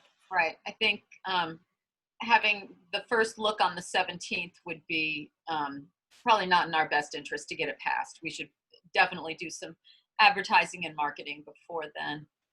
Breck, I'm sorry, did I see your hand up? Go ahead. Yeah, I just want to understand the non-pledge donations line. I mean, that came in as significantly over last year's budget, and if I'm reading this right, is already at 60% of the annual full. What all does that entail, and why are we not carrying a higher number in the fiscal year 21 budget? Last year was an unusual year. That was the year that we were still in October finalizing the budget. We had all sorts of pleas out to please raise your pledge. There was the matching donation that somebody put out, which generated a huge amount of money. Non-pledge donations is generally one of the more volatile numbers. Last year was it was the highest I've ever seen it. It was the highest I've ever seen it before we even passed the budget, based on all of those pleas and on the matching donation and all of that. Normally we leave it at what we have it budgeted at, just because that seems to be a good average number. It's not unusual for it to come in at under 10,000. It's also not unusual for it to come in at 25. It's unfortunately, it's one of the more volatile ones, same as prior year donations, prior year pledge number. That has varied between $50 and over $20,000. So I can imagine. Yeah. Do we know what that 18 grand is already? And that seems like that would be in August, basically July, August. Well, let's see. I'm not sure. How far are we on the? Oh no, I guess that's not in already. That's just a portion of the budget. Never mind. Yeah, I would have to bring up the monthly report for July, but yeah, it's certainly not going to be anywhere near 18,000 after 1 month. Gotcha. Thank you. Cam, did I see your hand up? So I don't want to harp on this, but if we could make a request to personnel to have an idea of how staff salaries compare to the recommended UUA, because trying to pull that into equity, I just like that information in my head, and maybe also how much it would cost to get sort of the benefits aligned. I get that, Elizabeth. That would be for you to communicate to them. Elizabeth is on personnel. And best of all, Bev has been writing straight through. Good job, Bev. All right. So for right now, then, we're just in a holding pattern waiting for a finalized budget. And if Elizabeth comes up with some numbers about staff equity and comparing salaries to the UUA recommended salaries, I think we can probably continue this online with regard to bumping up the numbers and where we're going to be. But I think Stan and I are both committed to bringing forward a balanced budget. We don't want to bring forward a deficit budget again. So it might There might be a little pinch this year, even with the government bailout, but we're definitely committed to a balanced budget. So, all right, well, we'll look forward to more updates. And Elizabeth, will you please copy everyone on the information that you come up with the, great. Okay, any more questions? Otherwise, we're moving to debriefing the congregational meeting that we just had. I think it went great. There were a few technical glitches that Sean can speak to. He included most of that information in the in his written report and had good solutions for all of it. I mean, it was just a learning curve. Sean, you want to say a little bit more about it? The biggest issue we had was people not being able to vote during the meeting right as we went to go vote. So aside from trying to run AV and do tech support, which was kind of a planning issue, the technical issue was we've been migrating a lot of emails over from Constant Contact into MailChimp and trying to get everything aligned with Breeze. So some of the older information in Constant Contact overwrote the new information in Breeze, so some people didn't get their ballots at all. And then as I was trying to help those, we had other issues like people not really being experienced in manipulating, like copy and pasting the keys and the passwords into the election buddy, and also of some people saved the previous election buddy link rather than using the new one. So we had some glitches like that. So a lot of that can be alleviated by doing a little bit better explanation on how all of that works. As far as the email situation, what we're hoping to do, and actually in this Friday's email, I'm going to let everybody know exactly what happened and to double check your Breeze links. There's also some new stuff in there that people can go look at in their profile. We've redone the gender identity sections and the race and ethnicity sections to reflect more UU values. So there's an opportunity there, as well as getting the emails updated, just double checking on those. There's also the great opportunity to look at the other stuff we can do as far as demographics goes, and all that's listed under optional. Another thing we need to do that will take care of is sending out reminder emails. So we can say in the Friday email, expect a reminder email on this day. If you don't get it, let Sean know as soon as possible. And we'll do that 3 times, 2 weeks out, 1 week out, and then the Friday before. And that way we'll give everybody plenty of time to figure out if they're getting the emails or not. And that's something that Election Buddy can do for us automatically. So that's pretty easy to do. So those were the biggest issues, the email concern and the not being able to use it. Oh, and in addition, my weekly Breeze meetings, I'm also going to kind of double up and do Election Buddy training too, if anybody wants. So it's going to be like a general tech training at 1 o'clock rather than just Breeze specific, because the Breeze meetings have been going pretty well. Most of the time I'm trying to pull information from people, what do you want to know in Breeze? And they're just like, I just want to see what it does.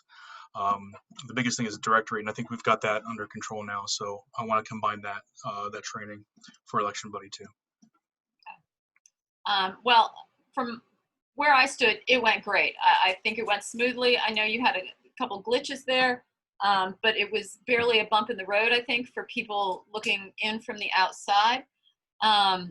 And I want to say that it went super smoothly with the discussion, even if Elizabeth did have some con people, which she didn't, going back and forth from Elizabeth to Elaine, and then every once in a while checking in with Matt if there were any points of order.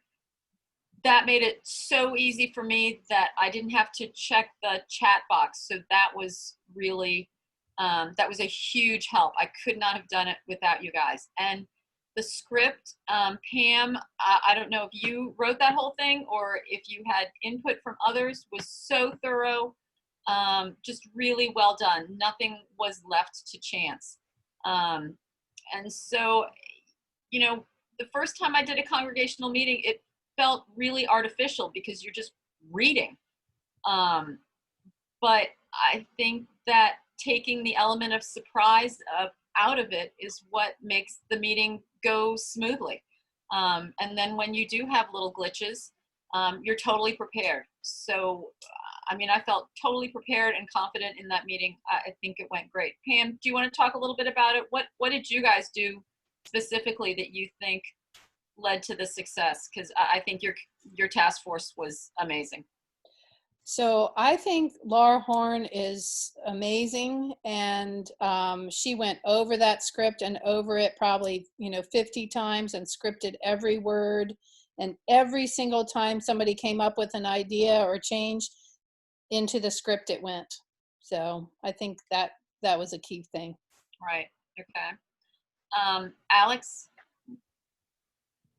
As an observer, I think that it could be more learner friendly if the tutorial on parliamentary procedure was given by someone other than the person running the meeting.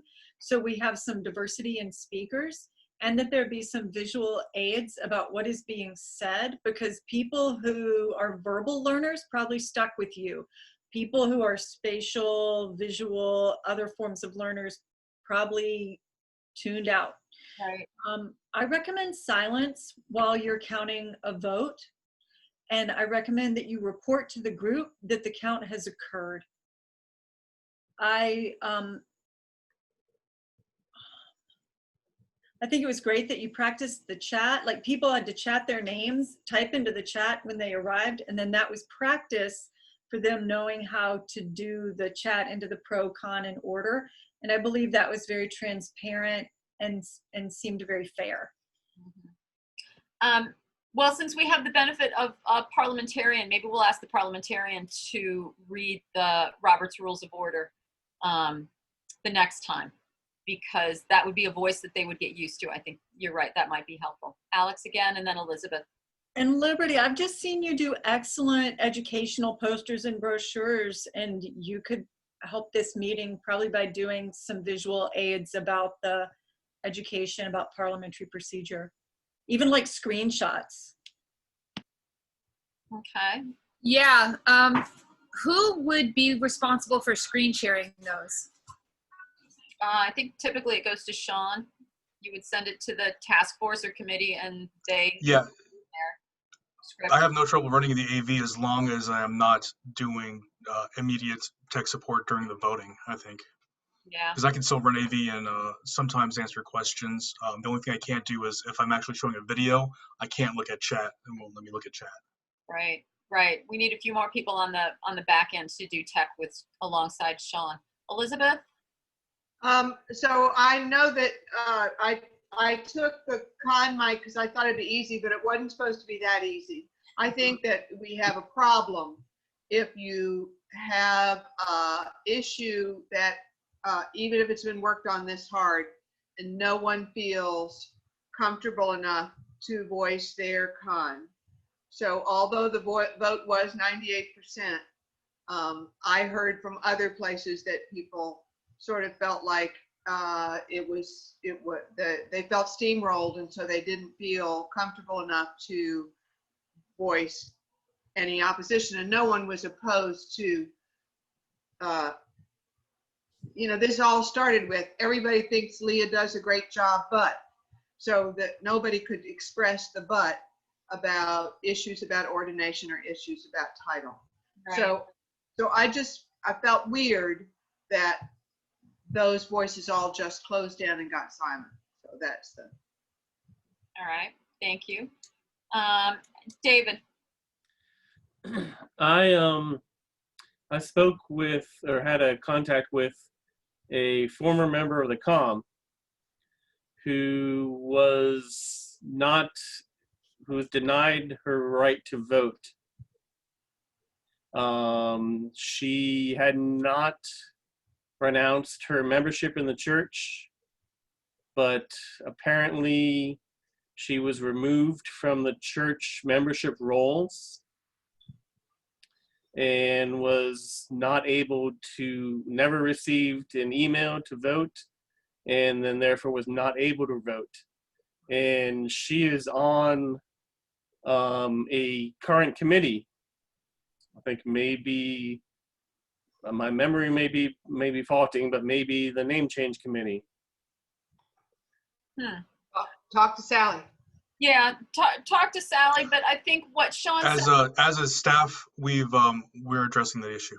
Yeah, I think the reminder vote will This help. person talked to Sean, and Yeah, it sounds like this sounds like something that'll have to be handled internally. Diplomatically. Yeah, diplomatically. That sounds right. So do we do a purging of the roles? It was not a purge. What had happened to her was she kind of left communication and did not leave a forwarding address. So the way that the roles are, if you're removed from member, is that you're supposed to get 3 letters in the mail, and with no forwarding address, she was not able to get those 3 letters. Yeah. From my understanding, since I just recently met her, she had dropped off from all activities with the church, attendance, any kind of other committee, and she'd only kept in contact with church members through Facebook.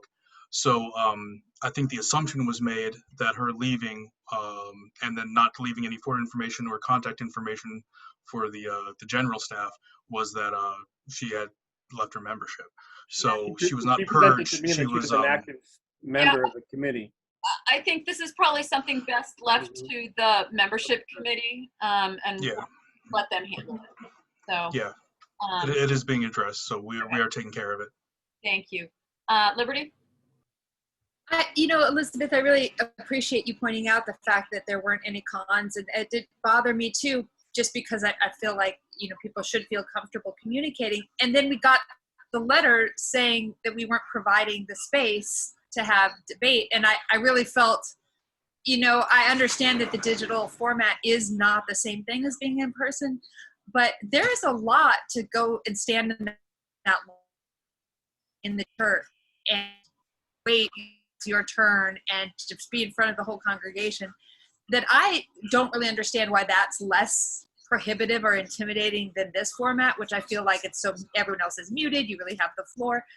And so I'm a little confused why people don't feel comfortable, putting their name in the con and saying, yeah, it's my turn to speak. I heard 3 pros now. I would like to have my voice heard.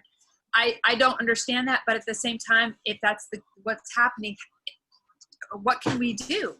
Because we have to have these meetings digitally now, but how can we make them more open? Let's go to Linda and then Breck. One of the things that the General Assembly of the UUA initiated was, instead of calling it a con mic, they call it a concern mic, so that somebody can speak about their concern about the issue without looking like they're an anti-person. So that, I don't know if that would make it feel more welcoming for somebody who basically says, I'm not sure how I want to vote, or I may vote against this because this is my concern. And that's something to think about. All right, Breck? I think it's a great suggestion.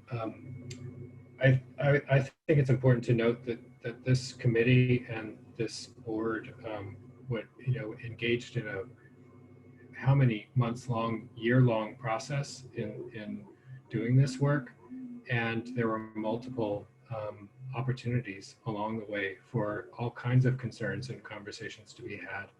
And I think this board was aware of even prior to the meeting, of the concern that had been raised, and it just wasn't shared by enough people in the congregation that it affected how the motion was put forward. So I understand the challenges of having dissent in a meeting. On the other hand, I think the task force went above and beyond to be open to all kinds of voices throughout the process. All right, so I'm going to once again suggest that we have a dry run to go through the congregational meeting for the budget vote and the name change vote on the 27th, and we can take everything that we've learned from this past meeting and put it into practice there. But I've heard some really good suggestions. If we've still got 5 other things to talk about, let's take these last 3 comments if they're quick ones, and then we'll move on. So Stan, Breck, and then David. One other little procedural thing, just with the raised hand votes. That vote was cut off very quickly. I didn't even get through 2 screens trying to count. We still need to try and figure out some better way of doing that. I don't know what it is, but the way that we did it this past Sunday certainly didn't really work. I don't think it mattered this time, obviously. Right. But, Right. So I've got a solution. We can talk about that later. Okay. Okay. Brett, Yeah, that was well, to answer the last question, that was intentional. I think that we had agreed that we would count if it appeared to be a close vote, but on those procedural ones that are 137 to 0, we don't need to count. yeah, that was sort of my understanding for passing the agenda. That's why if I went through that too quickly, that's why, because I do remember that conversation. If it was 137 to 0, we were just going to say. I did check each of the screens and was making sure there wasn't some substantial objection. Okay. But the other point is, I think, really important one. I feel like for the meeting minutes and for the official vote on that passage, that we should cross-check the actual vote from Election Buddy with the 140 members that were registered at the meeting. There were 158 votes that were tallied as part of the final Election Buddy. At least that's what Sean reported. And I think in this case, it wouldn't have made a difference in the outcome of the vote. I was listening for that. But if in a closer vote, it really needs to be, we need to have that process certain so that we are not reporting either a preliminary false result and that we're following our own rules. Okay, thank you. David, last comment, and then we're going to move to board retreat. How'd you all feel the timer went? Great. I don't think, I didn't notice anyone going over. Did you have to beep anyone? I can't remember. No, I mean, in this particular one, it was easy. But, you know, was it all visible to people? And, you know, the one time, I think only one time I had to do a 10-second, you know, beep on someone. And so I just wanted to make sure if that was working okay. All right, everyone, just keep track of your questions and concerns for when we do the practice run for the next congregational meeting. We'll implement some changes and hopefully it'll go a little more smoothly. Next up is I'm gonna put these next two together, the board retreat and the leadership retreat.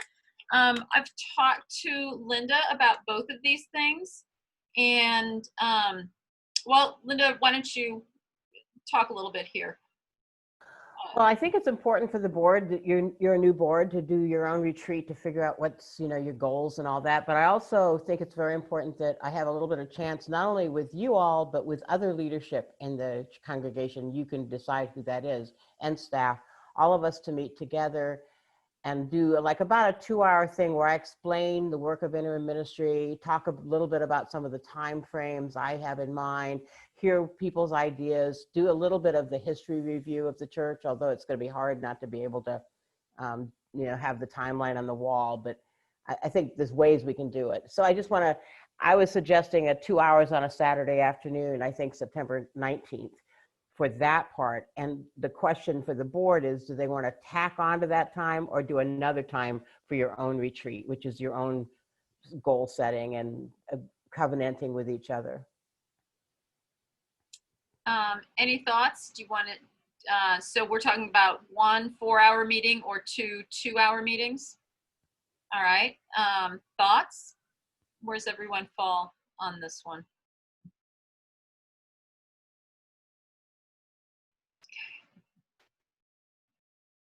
Stan? Honestly, my preference is 2 2-hour meetings, 4 hours on Zoom. I know Sean at least has had 1 8-hour on Zoom day. I'm not sure I would want to deal with 4 hours. All right. Alex beats me now. She had a whole week of it. Oh, good heavens. All right. 2 2-hour meetings. Does anyone want a 4-hour meeting? All right. I'm seeing we all seem to be leaning toward, 2 hours. And I was thinking that perhaps the leadership retreat would go first. We had talked a bit about sort of getting the pulse of the congregation and see what people are leaning toward before we start with a board retreat. And when we do the board retreat, we'll figure out how we're going to implement the suggestions that we take from the leadership retreat. Does that sound accurate, Linda? Yeah, I think that that helps, but it also gives you all an idea, a chance for me to have shared with you and others kind of what the interim flow is like too. So what kind of work I'll be doing. Okay. And then how should we go about creating a guest list for a leadership retreat? Do you want to, we can get together at executive meeting and put that together? You can put No, it I think the quicker and easier way would be all of you, just send me the names. Like Elizabeth, you have the people, right? Aren't you the link to a lot of the committees? And just there's a great list on the website that's called Who Does What. Who does what? Yeah. So I could just send it to all those, and I don't want to keep anybody out either. I don't want to keep anybody out either. So I don't, it's something we might even just put out for anybody can come. It's a Zoom thing, so not a question. We don't have to feed anybody. All right. Do you just want to make it a church-wide invitation then? Well, what I might do is send a direct email invitation to leaders that are on the leader list or the Who Does What list. Okay. And then also maybe put a note in it that anybody who would like to join this meeting would be welcome. Okay. And September 19th, I think I wrote it on my calendar, 2 to 4, was that? Yeah, 2 to 4 on the 19th. Okay. So if everyone can please mark your calendar for that. And then once we get through the leadership retreat, let's set a date for the board retreat. I don't believe we've done that yet. And see where we're going to put that.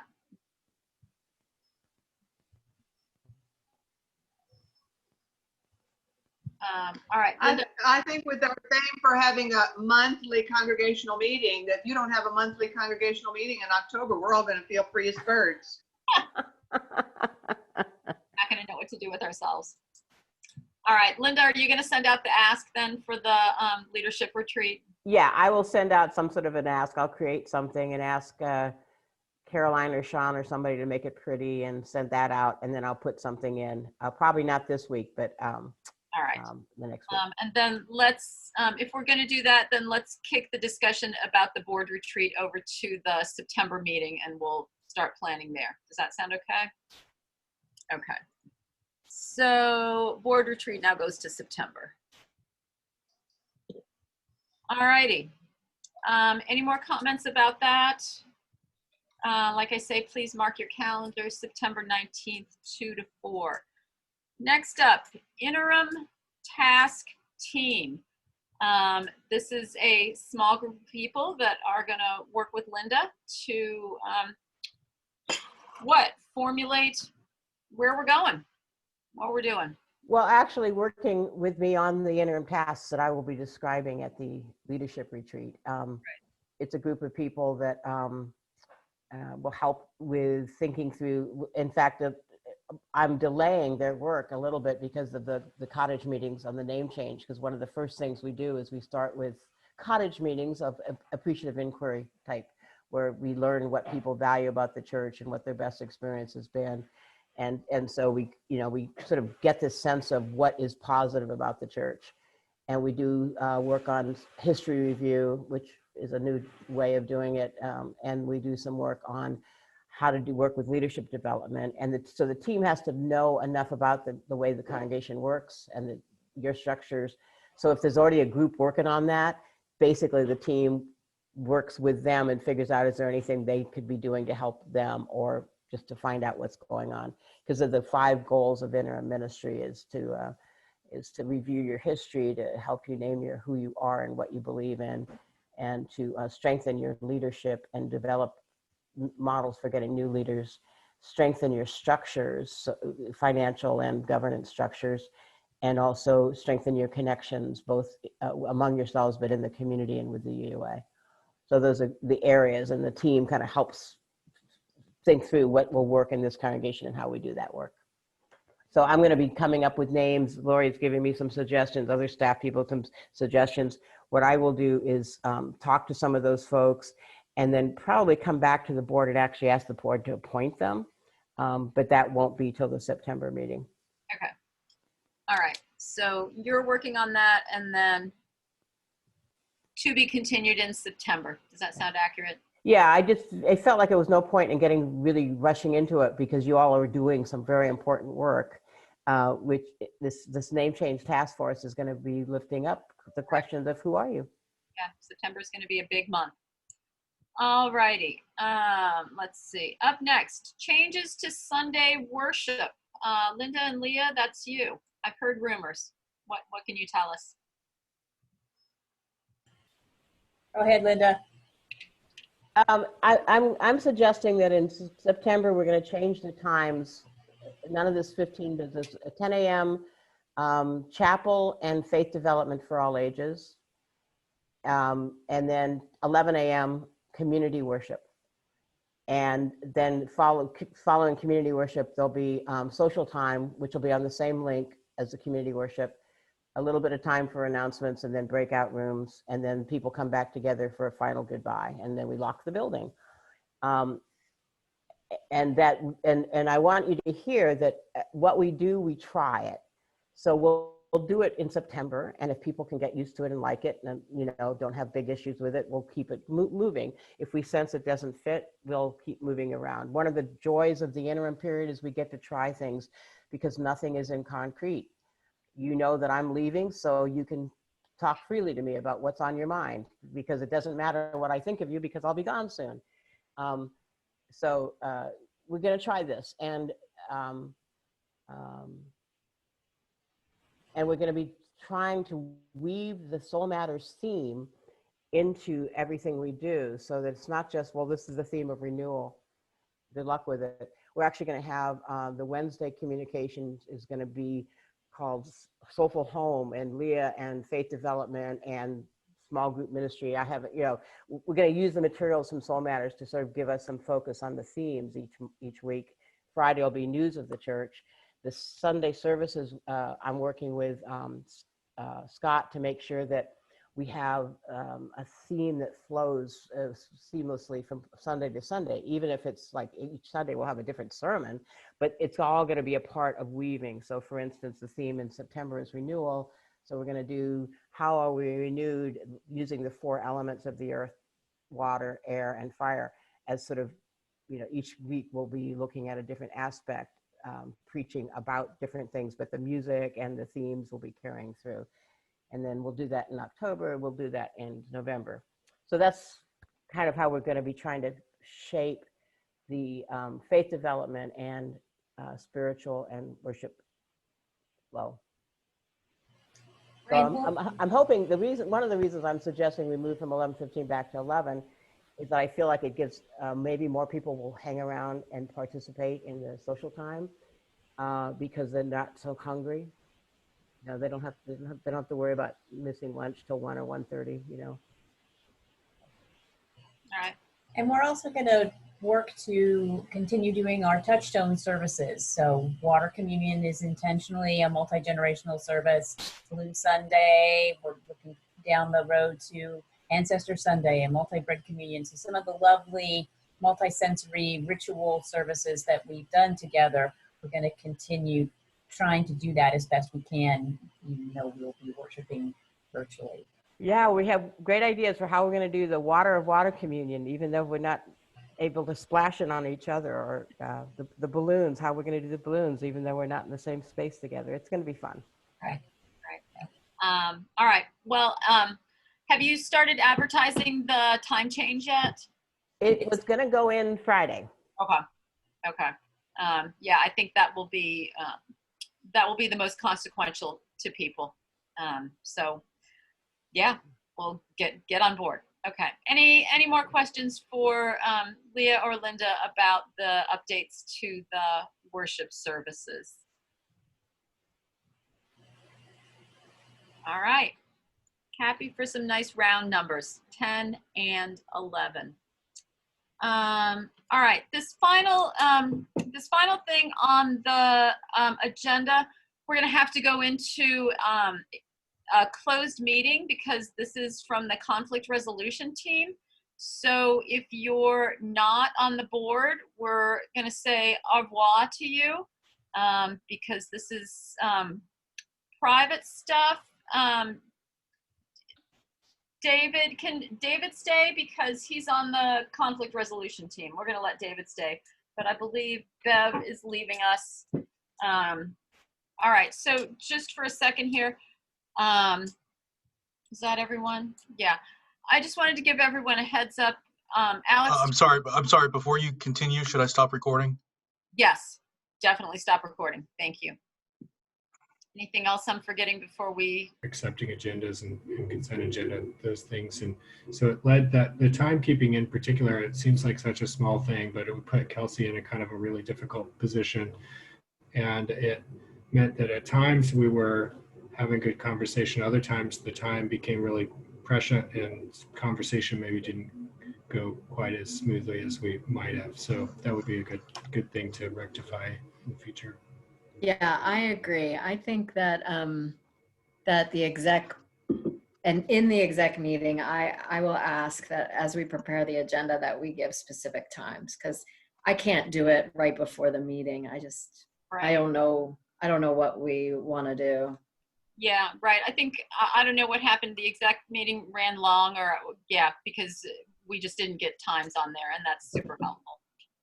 So in the future, we're going to work on that. Thank you, Breck. Okay, Beth, back to you. Tell us again, what did we just promise to do?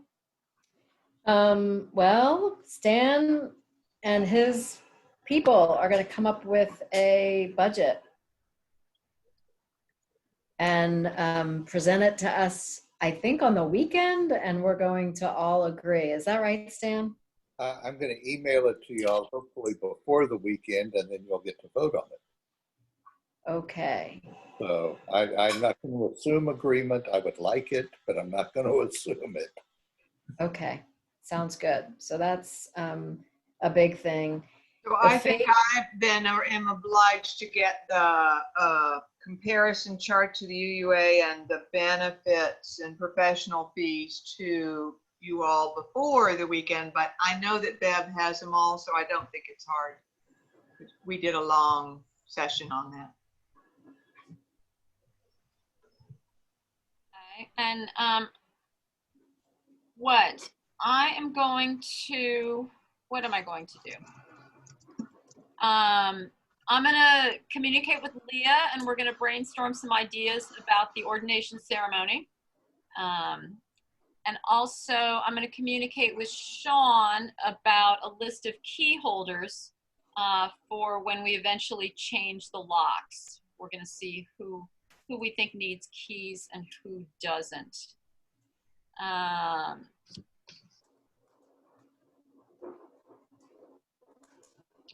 What else? What else did we promise, Beth? Anything else? Pam, We need to come up with a reopening or a closure management team.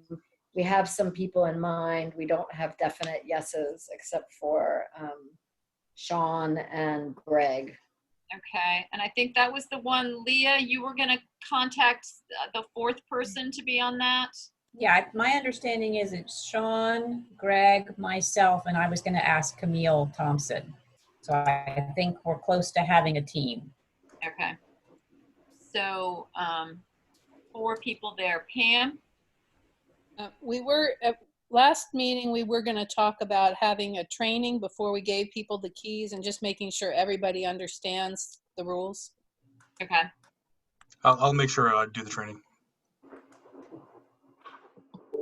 All right. Anything else we committed to doing? Yes, we're going to talk about the board retreat and the interim ministry task team at our next board meeting. And Linda is going to plan the leadership retreat for September 19th. Got it. Liberty, then Leah? Yeah, the one thing I just wanted to remind everyone about that's on the board report about the name change is that if anyone has questions, if you receive any kind of questions about this process, that Revlinda has flagged herself as the spokesperson, and we're going to be giving her the talking points, just because we just don't know how it's going to play out in the wider community if this kind of story about this process gets, catches interest. And so I just want to remind the board to funnel questions to our current acting minister, and keep everyone abreast if there's any other concerns, just because we know that this is a kind of hot issue for a lot of people. Yeah, that's good to think that through already. Leah, then Alex. I wanted to ask who's following up with the gratitude names that got listed in the chat. That would be me. I have all the names in the chat, plus thanks to the COM for all the work that they've done with the reopening. Mm-hmm. Alex? So Liberty, let me just make sure I'm understanding you quite explicitly. You're basically saying we have a press and media contact person, and that is the lead minister. Yes, exactly. All right. Anything else? Great. Well, thanks to everyone. That was a huge, long list of stuff we just knocked out this evening. That was amazing. I believe we are at closing words. Elizabeth, have you had time to Google some closing words for us, or you want to wing it? It was the well, I was going to congratulate Jim for not being surprised that it only took us 3 hours. We're not at 3 hours. 9:04, baby. I know. Well, see, that was Jim's comment last time. We're rather proud of it, Jim. Yeah, okay. I just didn't know if all the meetings were like this, and now I'm realizing that, yes, Yes, indeed. they pretty much all are. Yes, indeed. All right. May we close as a group of people who try to make decisions together, as a group of people who love one another, as a group of people who hope for the best, for the world, for our very beloved community, and for ourselves. Amen. Amen. Thank you so much. And Lori, good luck tomorrow with your reopen. Here we go. I'll be thinking of you, and I know you're going to have a crowd, a line of people lining up for that good Atlas coffee. Yeah, I was going to say, the line of people is not the problem. I've had people banging on the door for the last week when I've been up there, so it's going to be busy. But good to get back to work. I feel like I want to wear 6 masks, though. Just, safety is my priority, not the coffee. So we'll see. We'll see how it goes. Well, be safe, be careful. Thank you so much. All right, under the last thing, dates to remember, the Congregational meeting on September 27th. And once again, please make sure that you have the leadership retreat on September 19th. And with regard to the Conflict Resolution Committee, that is whenever it is, Saturday the 5th. Is that what, I can't remember what the doodle poll said. But whenever the doodle poll said it, that's when we're meeting. So is it okay that the board, after conflict resolution meets, can that be a board vote just like the budget's a board vote? Perhaps. We're going to see what the conflict resolution team says, and then we'll put it out there for a vote. Oh, and being tidy about our process, we should have come out of executive session. Oh, yes. Thank you. All right. Anything else this evening? Otherwise, I will bid you all farewell and come see me tomorrow and get some coffee. Who's the chair of conflict? Who's the chair? I don't know if it has. I don't know. There's not okay, a Dave, chair. All right, Dave, you're getting it, and you send it to everybody else because I don't know who's on it. Thank you. All right. Hi, everybody. We have board members on there that probably said that Thinking everyone of you. Thank you, Dave. Dave, you got to be a lot faster with me. Bye, everybody. Keep in touch. I love you, Elizabeth. I know. I'm sorry. Sometimes I just Hi, everyone. Y'all have a good night. Uh-huh. Bye, everybody. Bye. Oh, he's still at the office. Honey, go home. Go I will. home. As soon as you get off, I'll go home. Safely. Oh, okay. I'll try to. I don't know how.